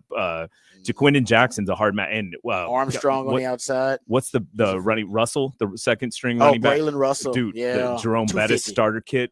Yes, like that guy is a beast, man. So they've got these like freaks that kind of scare me, but I do think our defense is solid, and they're not going to show us anything that we haven't seen. But it's just going to be staying true on the RPOs and like really keeping Taylor Green contained, and then I think we'll be okay. Yep. No, I agree. It's the best wide receiver you face, most explosive offense that you face. Could be the best group of running backs you face if Jaquindon Jackson ends up playing. So the defense hadn't really seen a lot of these things, and I can't wait to see because I'm with you. I think they'll be up to the task. Can't wait to see what the game plan is going up against that Arkansas offense. All right, let's not waste any more time because I know Nick is a busy man. Let's get right to Setlist ATX. We always start on a Wednesday on Hump Day. So Nick, let us know what you got for Setlist ATX for today. Yeah, we're getting a little lighter as we head towards the holiday. So it starts at this time of the year starts to die down a little in the touring season. So not as huge a week, but it's Austin, so there's always a ton going on. So the tonight at Antone's, there's a really good New York kind of synth pop band called Porches. Will be there, and then a really cool neo soul artist out of England, Sampha at Is It Emos. I really like that. I was listening to it, and then an artist that I really like, that if I wasn't so lazy, I'd probably go to this concert tonight. But Drug Church is playing at Mohawk, and I love that band. It's a great name. I did wear a sweatshirt once, and people were like, "What is that? A real church?" And I was like, "No." But it's like they're just a good kind of punk rock band. But they're pretty great. So and then Thursday, big country show out at Buck's Backyard in Buda, I believe. Lee Bryce will be out there. I always see that spot when I'm driving down that toll road. And then Machine Girl, a cool electronic artist, will be at Emo's. And then a huge show. So Jack White from the White Stripes, usually an arena type band, is kind of doing a pop-up underplay tour where they just announced this week. And then he plays tomorrow at Mohawk. That'll be really, really cool. So cool deal. And I like when artists do that, when huge artists are like, hey, I'm gonna go play some small clubs. And and they did it to where you can't resell your tickets, you got to RSVP, so it's super cool. I like what they did. And then over the big one for the soccer moms over at Moody Center, Cyndi Lauper will be doing her Girls Just Want to Have Fun tour. So that would be her Girls Just Want to Have Fun tour. I guess I think she's still touring with that song. That's a really that's how you know that's a banger. She's still touring with that song. Well, and I think there's something about like this is like the farewell tour or something like that. So who knows? But man, props to Cyndi Lauper for still being able to play the Moody Center. You know, when was her heyday? Like 84? Oh, the 80s? Yeah, mid to late 80s. I mean, maybe, that's some back staying in rock and wrestling. Yeah. I mean, dude, that's some staying power, though. That's impressive. Yeah, you're right about that. Anyway, and then a really cool jazz artist, an award-winning jazz artist, Esperanza Spalding, will be over at Paramount. Paramount always does some cool shows. And then Friday, Becky Hill, who's an up-and-coming EDM artist, kind of pop artist, will be over at Emo's. And then one of the greatest named bands in the world, King Gizzard and the Lizard Wizard, will be over at Germania Amphitheater. They are kind of psych rock, as you would guess, Australian psych rock, but love that name. Just wanted to say that on the radio. Big country Texas country artist Wade Bone will be out at the Hotspot in Cedar Park. And then a huge show for 90s fans and Rangers fans, as well as fans of the greatest Dallas Cowboy Thanksgiving performance of all time. Creed will be at the Moody Center with Three Doors Down. And I still, to this day, I am going to buy a number 11 jersey of the Cowboys that says Stapp on the back. I'm not a Creed fan, but just I picture that show with the people with the ribbons.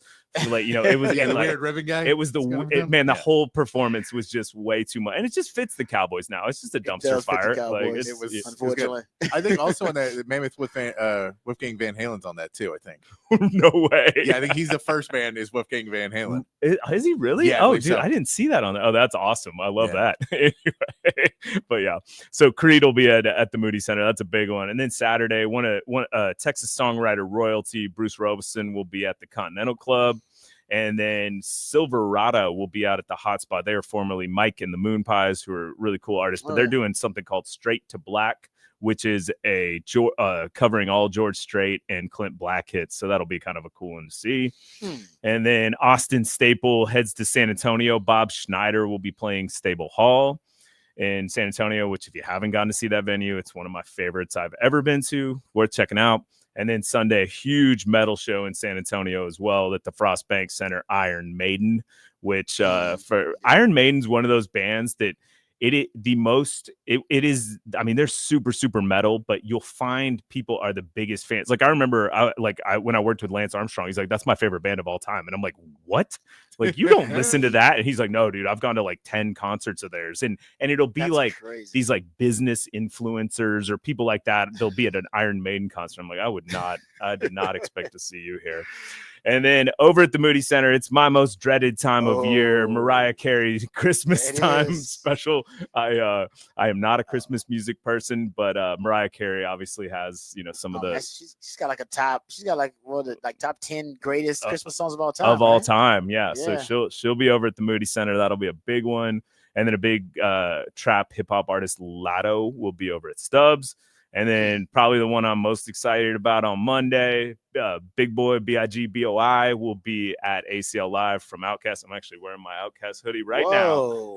My Atlanta Falcons Outkast hoodie. But my favorite Outkast besides Tom Petty are my favorite artists of all time. I'm obsessed with them. So when he performs on his own, does he do any of the Outkast? Tons of them, man. He has this whole he just does his verse. Yeah, exactly. Okay. He does his verse, but he'll do like he used to do like a 15-minute medley of like all the Outkast hits, and they crush it, man. It's like it's all the Dungeon family are there with him DJing and like doing his hype stuff, and so it's since Andre didn't really want to keep Outkast going, he is the one who kind of carries the flag on that. But it's such a fun performance. If you like Outkast, it's Big's awesome, man. Nice. He's a hustler. And then a cool electro dance pop band, The Help, will be at Parish, as well as a big screamo emo band, Under Oath, will be over at Stubbs. And then on Tuesday, one of the biggest artists in country music right now, Jelly Roll, will be at the Moody Center. Jelly Roll. Yeah, man. Nice. So yeah, he's some one big of those names. New age country artists, right? That's kind of fusing. Yeah, it's almost like with it. Yeah, what do they call it? Hip hop. Yeah, it's like a hip hop country. He's got a little bit of some sort of soul in his stuff too. Yeah, no, he's talented, man. I got to see his ACL perform. It's not my type of music, but yeah, and I think the actual genre is called hick hop. Oh no. Yeah. No, that's not real, is it? Oh, dude. It was like Colt Ford, Bubba Sparks, all that stuff. Like Bubba was originally rap, and then kind of he moved more into that country rap. That. Yeah. We couldn't find a better term for it though than a hick hop. I mean, it's kind of clever. Oh. It definitely fits. Like it tracks in your mind. You go, I get it. But oh man, but Jelly Roll's pretty talented, dude. I'll give him that. I went and saw him, wasn't a fan of his, and then walked out of there like, oh, he seems cool. He's talented. He's got some talent, and he seems like a cool dude. Like everyone in the world like loves him. Like he's just one of those people that just seems like a good dude. He has like a cool story where he was bad in drug addiction and all this stuff, and recovered, and is now kind of clean and does it. So I don't know. I was impressed by him. I was like, all right, you won me over. Yeah, no, I've heard a few of his songs. Actually, I'll admit, I kind of like those. Yeah. I like his style. They got a nice style. All right, thank you, my man Nick. We appreciate you as always, and I'll talk to you next week. Yes, sir. Thank y'all. All right, have a good weekend, Nick Shuley. You can cyber stalk him at Nick Shuley on all of your social media platforms. We appreciate his time. We come right back. We'll take the break early here. We come back and we'll do a smorgasbord. We'll do some Texans talk. We'll play Jerry Jones's audio of him defending his decision to let the sun essentially shine down and be such a glaring distraction for the Dallas Cowboys that is actually affecting the product on the field. We'll discuss that, and we'll also dive into the three big matchups this weekend in the NFL. You got Steelers and the Ravens, you got Commanders and the Eagles, you got the Bills and the Chiefs. Big matchups. We'll discuss them, all that and more right here on the Rodcast, featuring Patrick Davis on Lifetime Longhorn Rod Babers coming back on the horn.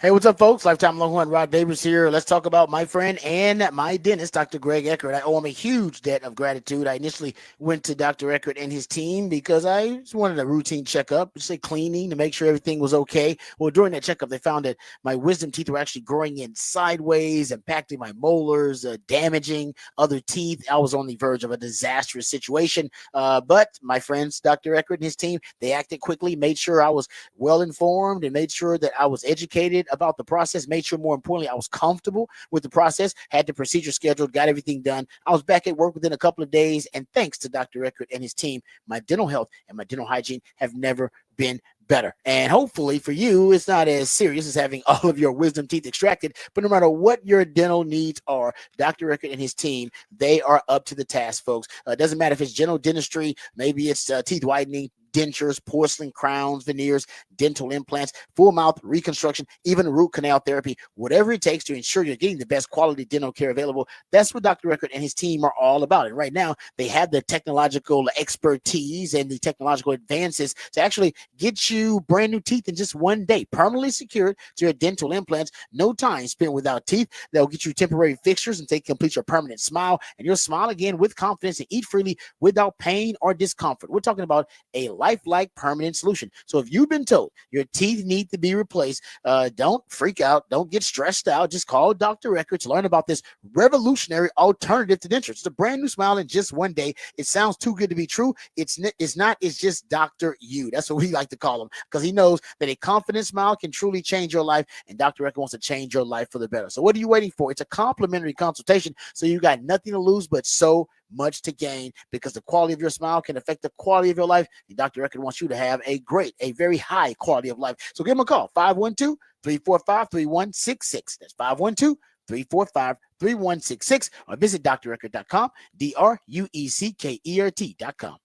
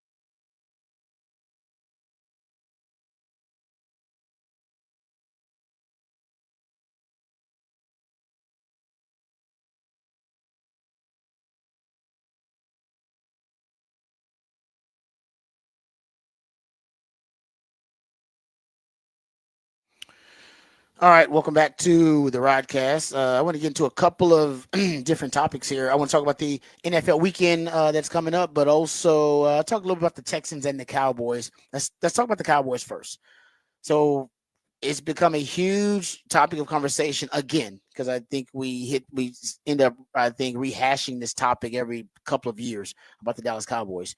But Jerry Jones' decision to build the Cowboys Stadium in a manner, or at least situated, where the sun can directly shine onto the field, done intentionally, by the way, deliberately, because Jerry Jones likes the aesthetics and he likes the photo ops, and he thinks it's a very unique appeal, all right, to the Cowboys Stadium to have the sun shine, like, because nobody else has constructed their stadium that way, because they've done that purposefully, intentionally, because they don't want the sun to be able to shine down onto the field and also be a glare that can potentially distract the players, or that can ultimately be an impediment to offensive execution of some kind. Well, Jerry don't care about that. So Jerry's been asked about it more and more, because recently CeeDee Lamb, we played the audio, CeeDee Lamb missed a touchdown pass in the last game versus Philly, and he was asked, was the sun in his eyes? He said yes. When he was asked if he thinks the Cowboys should put up the industrial size curtains during the game, which the Cowboys have access to because they use them in that stadium for concerts and for WWE events and for basketball games. So they have them. But Jerry Jones says during the football games, he likes the way the sun looks when it shines onto the field. That is a decision that he's made as the owner and GM of the Dallas Cowboys. So he's been asked about it more and more. So this is Jerry Jones. We have this audio, Patrick, on the Fan. Once again, being asked about the topic of using curtains to try to block the glare of the sun so that things are a lot easier on his offense and his offensive players. Here's what Jerry Jones had to say in response to that. All I can say is that stadium was built to feel like it's outdoors when you're indoors. And it was built to have sunlight coming in every way that you could put it out there as though it were open air, yet still being inside. It's the largest air-conditioned space in the world, the stadium. It has over 3 million cubic feet of air-conditioned space. My biggest thought when we were building it was, don't have it not look like it's outdoors. Make it look like it's outdoors. And so all of the things that are a part of that out there is a concept as though you were sitting out there with no roof, no doors, no anything, and you're playing in the elements. Every venue has certain things that at certain ways and times in the contest can create an advantage. That really goes on the category of home field advantage. And so usually, and that's the case with us, that if there's a field, or in the case it's your home field, which it is of the Dallas Cowboys, it should be an advantage to the home team. So I don't want to adjust it for one reason, is because it is an advantage to us. Over the years, we played 52 games that have anything to do with the time of year when that sun could be there, obviously eliminating night games and games where the sun is not, wouldn't be involved. We've had 52 games. We've won the majority of it. But more important than anything, we know where, in basketball, we know where the dead spots are on the floor. That's our advantage. That should be our advantage. We get to play there more, and we get to have it as an advantage. It has been an advantage for us to know where the sun is. I don't want to change that. All right. He's basically saying, like a lot of home courts, home fields, whatever, home stadiums, that is a baked-in, built-in an advantage, what he says. So it's supposed to hurt the other team, help your team. But in the case for CeeDee Lamb, it was not an advantage. It was a disadvantage because it also hurt your ability to execute. And they actually asked Kellen Moore about it because, and this is, I don't know why Jerry Jones did. He actually brought up Kellen Moore in one of his comments. I was looking for the audio and couldn't find the specific audio when he brought up Kellen Moore, but Calvin Watkins had the quote. He says, Jones notes on 105.3 The Fan that Kellen Moore knew where the sun was as the Cowboys OC. He actually said that. That'd be like me saying something like in front of my family or in front of friends that my ex was better at something than my wife is. Like, no, you don't need to go there. But even if Kellen Moore did call plays in a manner that was more effective with the sun glaring in, that comment you made is not going to help your situation right now. That, Kellen Moore knew how to do it better. It's like, what? But that's this is, so first of all, you shouldn't have dead spots on your floor in basketball. So that's a terrible analogy. But we can take there is a good analogy in this, which is, in baseball, you have the Crawford home boxes. You have some home run. You build your ballpark in a way that works for your team. The problem for Jerry Jones is, man, that works great if you run the football. If your identity is running the football, then putting that in there, the defense can't see it coming. It works in this way because you're running away from the sun. So they're not in your eyes. So it works a lot better if you can run the football than if you're having to catch it. That trying to catch a ball over the middle becomes a lot harder. So if you have an identity that you can work into that, then yes, this can be a home field advantage. Now, if you want to hire your buddy that you want to sell more jerseys of and you care nothing about winning, so you brought back Zeke and he's still getting carries on this roster, somehow, then guess what? There's no longer a home field advantage because your best player is CeeDee Lamb. Your only real good player on this offense right now is CeeDee Lamb. And he told you he wants curtains. So get him curtains because the home field advantage is gone. You know, you lose that because you did not build a team around your specifications. So you can say in baseball, yeah, it's very important to, those are home field advantage when you put in a short left field or right field wall. But the problem is you put in a short left field or right field wall because you have a lot of guys who are pull hitters that are lefties or righties. And you specifically go out and find that type of hitter because they'll play better in your park. If you have a park that has really far back walls, you go out and get really good pitching because you got a deep outfield and it's just hard to hit home runs in that park.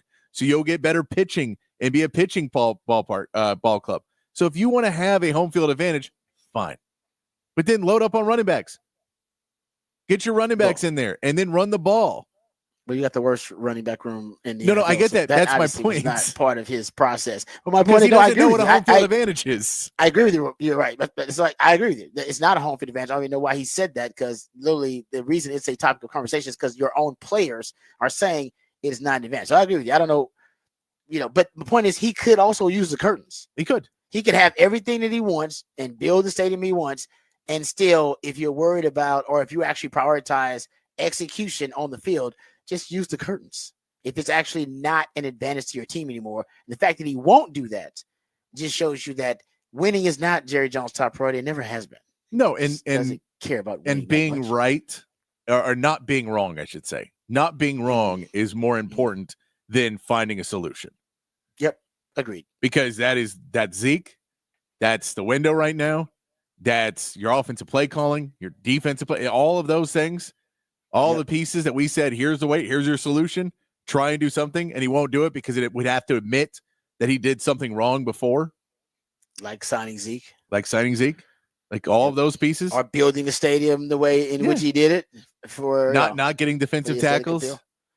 Yep. No, I agree with you. It's, not re-signing his players until way too late in the offseason, so he didn't know what his cap space was, so he didn't make any moves during the offseason. All of these things that were easily solvable problems that we as non-football people, as people who do not work in that industry, could tell him. And then he has those people with him, and they've for sure told him. And he still didn't do it. They still don't address the issues. And this was an issue. Like I said, this is also a microcosm of it, not only because it really does show you. It's an example of Jerry Jones emphasizing other things besides winning. But yeah, why not? You have not addressed this issue, and it's come up how many times in the last 5-6 years? I mean, we've talked about this. I feel like 4-5 times in the last 4 or 5 years. I feel like it comes up like once a year. Yeah, no, because the offensive coordinator that was so bad that you had to let him go, and then he had to get let go again, parted ways with again in San Diego, or sorry, LA now. But that place, he told you that he knew when the sun was, so he was okay with it. Yeah, when Kellen Moore was asked about it, who's now with the Eagles, of course, he says when they asked him, was it an issue for you? He says, yeah, in general, for everyone. Yeah. He said, for everyone, I've been there. I was there a long time. He was there as a player and as a coach. He said, stadiums all have different circumstances. That one, the sun plays a decent role. So you have to call plays according to it. Knowing certain parts of the field at times can be a little bit challenging. We had it in the first quarter, towards the end of the first quarter in the red zone. And then the second quarter, we were going the other way. So Kellen Moore's like, yeah, I got used to it. You have to get used to it. You shouldn't have to. It's sad that your owner puts you in that position where you have to consider the sun and the glare of the sun when making your play calls in that situation. But and ironically, one of the weapons he had at that time was Zeke, who was a weapon at that point. And you go, yeah, you had weapons though. And when you have multiple weapons, you can then use it more to advantage. If you have one guy and they know he can't catch the ball over the middle of the field because there's going to be sun, they can just guard the outside, and it makes it easier on the defense. No, really. I mean, literally, the sun, the glare is on the field. You can just use it as a defender and say, well, we don't have to guard that spot because the sun will pretty much guard it for us. I mean, it really is. The fact that Jerry Jones can't figure out that this is not a home field advantage, and they keep saying that, just shows you how clueless Jerry Jones can be about football stuff sometimes. And, he's brilliant when it comes to marketing and branding and stuff like that. But football, you need to hire. That's why you hire football people to make football decisions. Hey, they'll have a big decision coming up this offseason. And nobody knows. A bunch of them. And nobody knows what they're going to do. Well, I mean, there's a big one first, because if you do that big one right, all those other decisions have a good person to talk to. If you do it wrong, then Jerry just makes all the other decisions by himself. It'll always be wrong, Patrick, because no, I'm serious. Even if he hires the right guy, it's going to be wrong because Jerry's going to micromanage the right guy. I'm aware. He's going to micromanage a Bill Parcells to the point where he can't do his job. He's going to micromanage a Jimmy Johnson to the point where Jimmy Johnson wants to leave. Like that's the point, is that, Jerry ain't going anywhere. Yeah. So your issues, they ain't going anywhere. That's true. You got to win in spite of those issues. Can you win in spite of Jerry Jones? It's the real question now that we're asking. Y'all asking Jerry Jones to change? That's stupid. How old is Jerry Jones? What is he, 75, 78 years old? He ain't changing. Jerry Jones is Jerry Jones. He's going to be what he is. No, he Can ain't. you win in spite of Jerry Jones? Because that's what you're going to have to do. Because he ain't going nowhere. 82. Sorry, 82. Exactly. He ain't changing. People at 82 don't change. They don't start to reinvent themselves at 80. No, this is what Jerry Jones is. Can you win in spite of him? Even if you hire a good football guy, he still got to deal with Jerry. Want to draft where he wants to draft. Jerry, he's the GM. The way Jerry wants to sign contracts, the way Jerry wants to approach negotiations, Jerry telling the media what's happening before the coach does. Oh yeah, this guy's going on IR. I'm not really sure about it. It's like, that's the coach should be saying that. Why are you saying that? But I was saying, so I agree that it's a big decision, but that coach they hire, he's got a lot more. He's got a lot more working against him than most coaches. Yep. Because his GM is not necessarily working for him; he's working against him a little bit. No. If you know how to use it properly, you may be able to get a couple good years to turn things around a little bit. Mm-hmm. But then once you have any success, that success is going to go straight to Jerry, and Jerry's going to say, "Look what I did." Look what I did. Damn right. Look what I did. Like I said, I know the Cowboys fans out there, they're looking for some big, kind of overhaul this offseason, some reinvention. But the truth is, Jerry Jones is what he is. He ain't changing. We've been playing the audio of Jerry Jones here all offseason, even with the season, even with the season being what it is. Like, this is going to be a losing season. They probably should be tanking. Like, the reality is slapping you in the face. They're playing Cooper Rush instead of Trey Lance. They have not cut Zeke. Zeke's still out there, right? As like the lead back. Even though Rico Dotto is the highest graded offensive player on the team.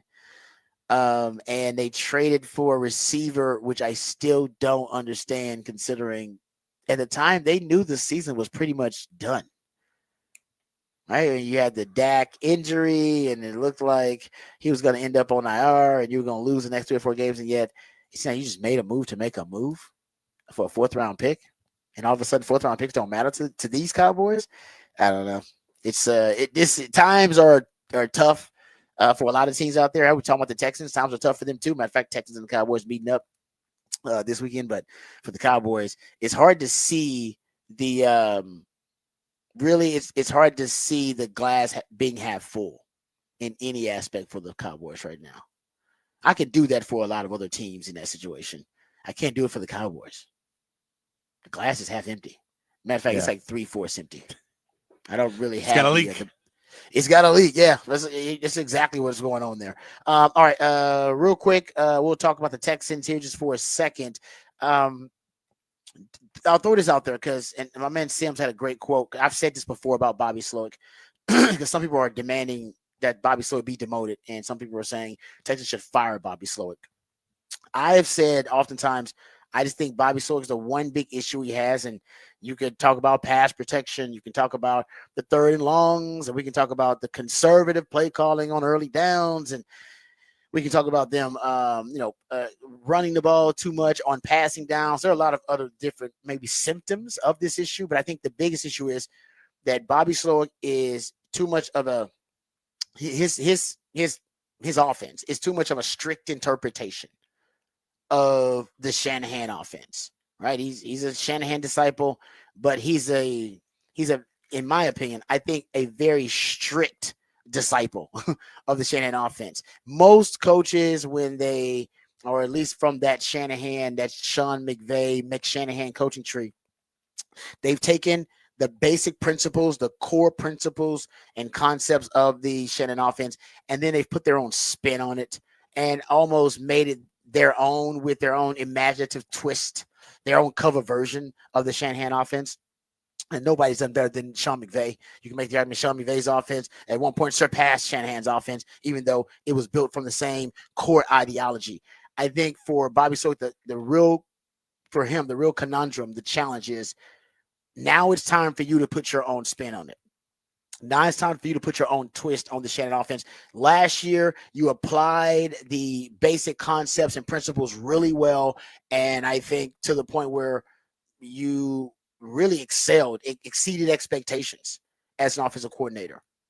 But now you're dealing with the lack of adjustments, second half scoring being toward the bottom of the league. It's consistently in third and longs, longer than more than anybody else in the league. Pass protection being as bad as anybody else in the league. You know, these are problems that it doesn't seem like Bobby Slowick has creative solutions for. And I think it's because of his strict interpretation of the Shanahan offense. And he's not Kyle Shanahan, number one, so he doesn't have the brilliant play calling acumen, but he also doesn't have the weapons. The reason Shanahan's offense is so unique because he builds it around one core principle, which is multiplicity, and then you have all the conceptual signatures, and that's what makes the offense so unique. And he's put his own spin on his dad's offense is what he did. Took his dad's offense and put his own individual, imaginative, innovative spin on it. And that's what Bobby Slowick needs to do in Houston. So I think he's definitely applied and used the Shanahan principles successfully. So he knows how to do it. But now it seems the rest of the league has caught up to his version of it. All right. Which is not like I said, it's not a very imaginative, it's not a very creative version of it, of the Shanahan offense. And so I think that's the challenge now for him going forward to help solve some of these problems. He also has got to become and kind of forge his own identity as a play caller and not just, I'm running the Shanahan offense here in Houston. And I think that's part of the problem. And I said that, like months ago. And I hear my boy Sims say this when he was asked about Bobby Slowick. He said, it's the Shanahan scheme, but it's like early entry level Shanahan. There needs to be more to it. We've yet to see that. Yeah, he's got to evolve. He's got to evolve as a play caller and play designer, and the offense has to evolve. And by the way, it shouldn't even, as it starts to evolve and you start to build your own offense out of the core foundation of the Shanahan offense, man, by the time you're done adding and piecemealing and siphoning other concepts, it shouldn't even look like a Shanahan offense by the time you're done with it. That's why Sean McVay's offense, it is the core of it is a Shanahan offense. It don't look nothing like a Shanahan offense. 11 personnel, use a lot of pistol, use a lot of duo, a lot of power schemes instead of the zone blocking schemes. It don't even look like a Shanahan offense anymore, but it is. Like, at its core, it is. And the same thing with this Texas offense. I think at this point, you need a more of a looser interpretation and a looser translation of the Shanahan offense, and that will allow him the freedom to be able to input his own ideas and infuse his own creativity, innovation. And if he doesn't have that, well, then he ain't the guy. Then he'll start to regress. And this is the best that we've seen from Bobby Slowick, and you'll need to move on from at the end of the season anyway. I'm not there yet. I want to give him the chance to evolve and grow. I think it's in him because Shanahan believed in him, so I'm going to believe in him. D'Amico believed in him, so I'm going to believe in him. And last year we had him on the fast track to being a head coach, and now we think all of a sudden he's an imbecile who doesn't know offense. Not quite there yet. All right, we come back. We'll dive into Who Said That. That's when Patrick plays pieces of audio from the sports world, sometimes beyond the sports world. And based on the context clues or familiarity of the voice, you have to identify and recall who said that. We'll play that when we come back right here on the Rodcast featuring Patrick Davis. I'm Lifetime Longhorn. Rod Davis coming back on the horn.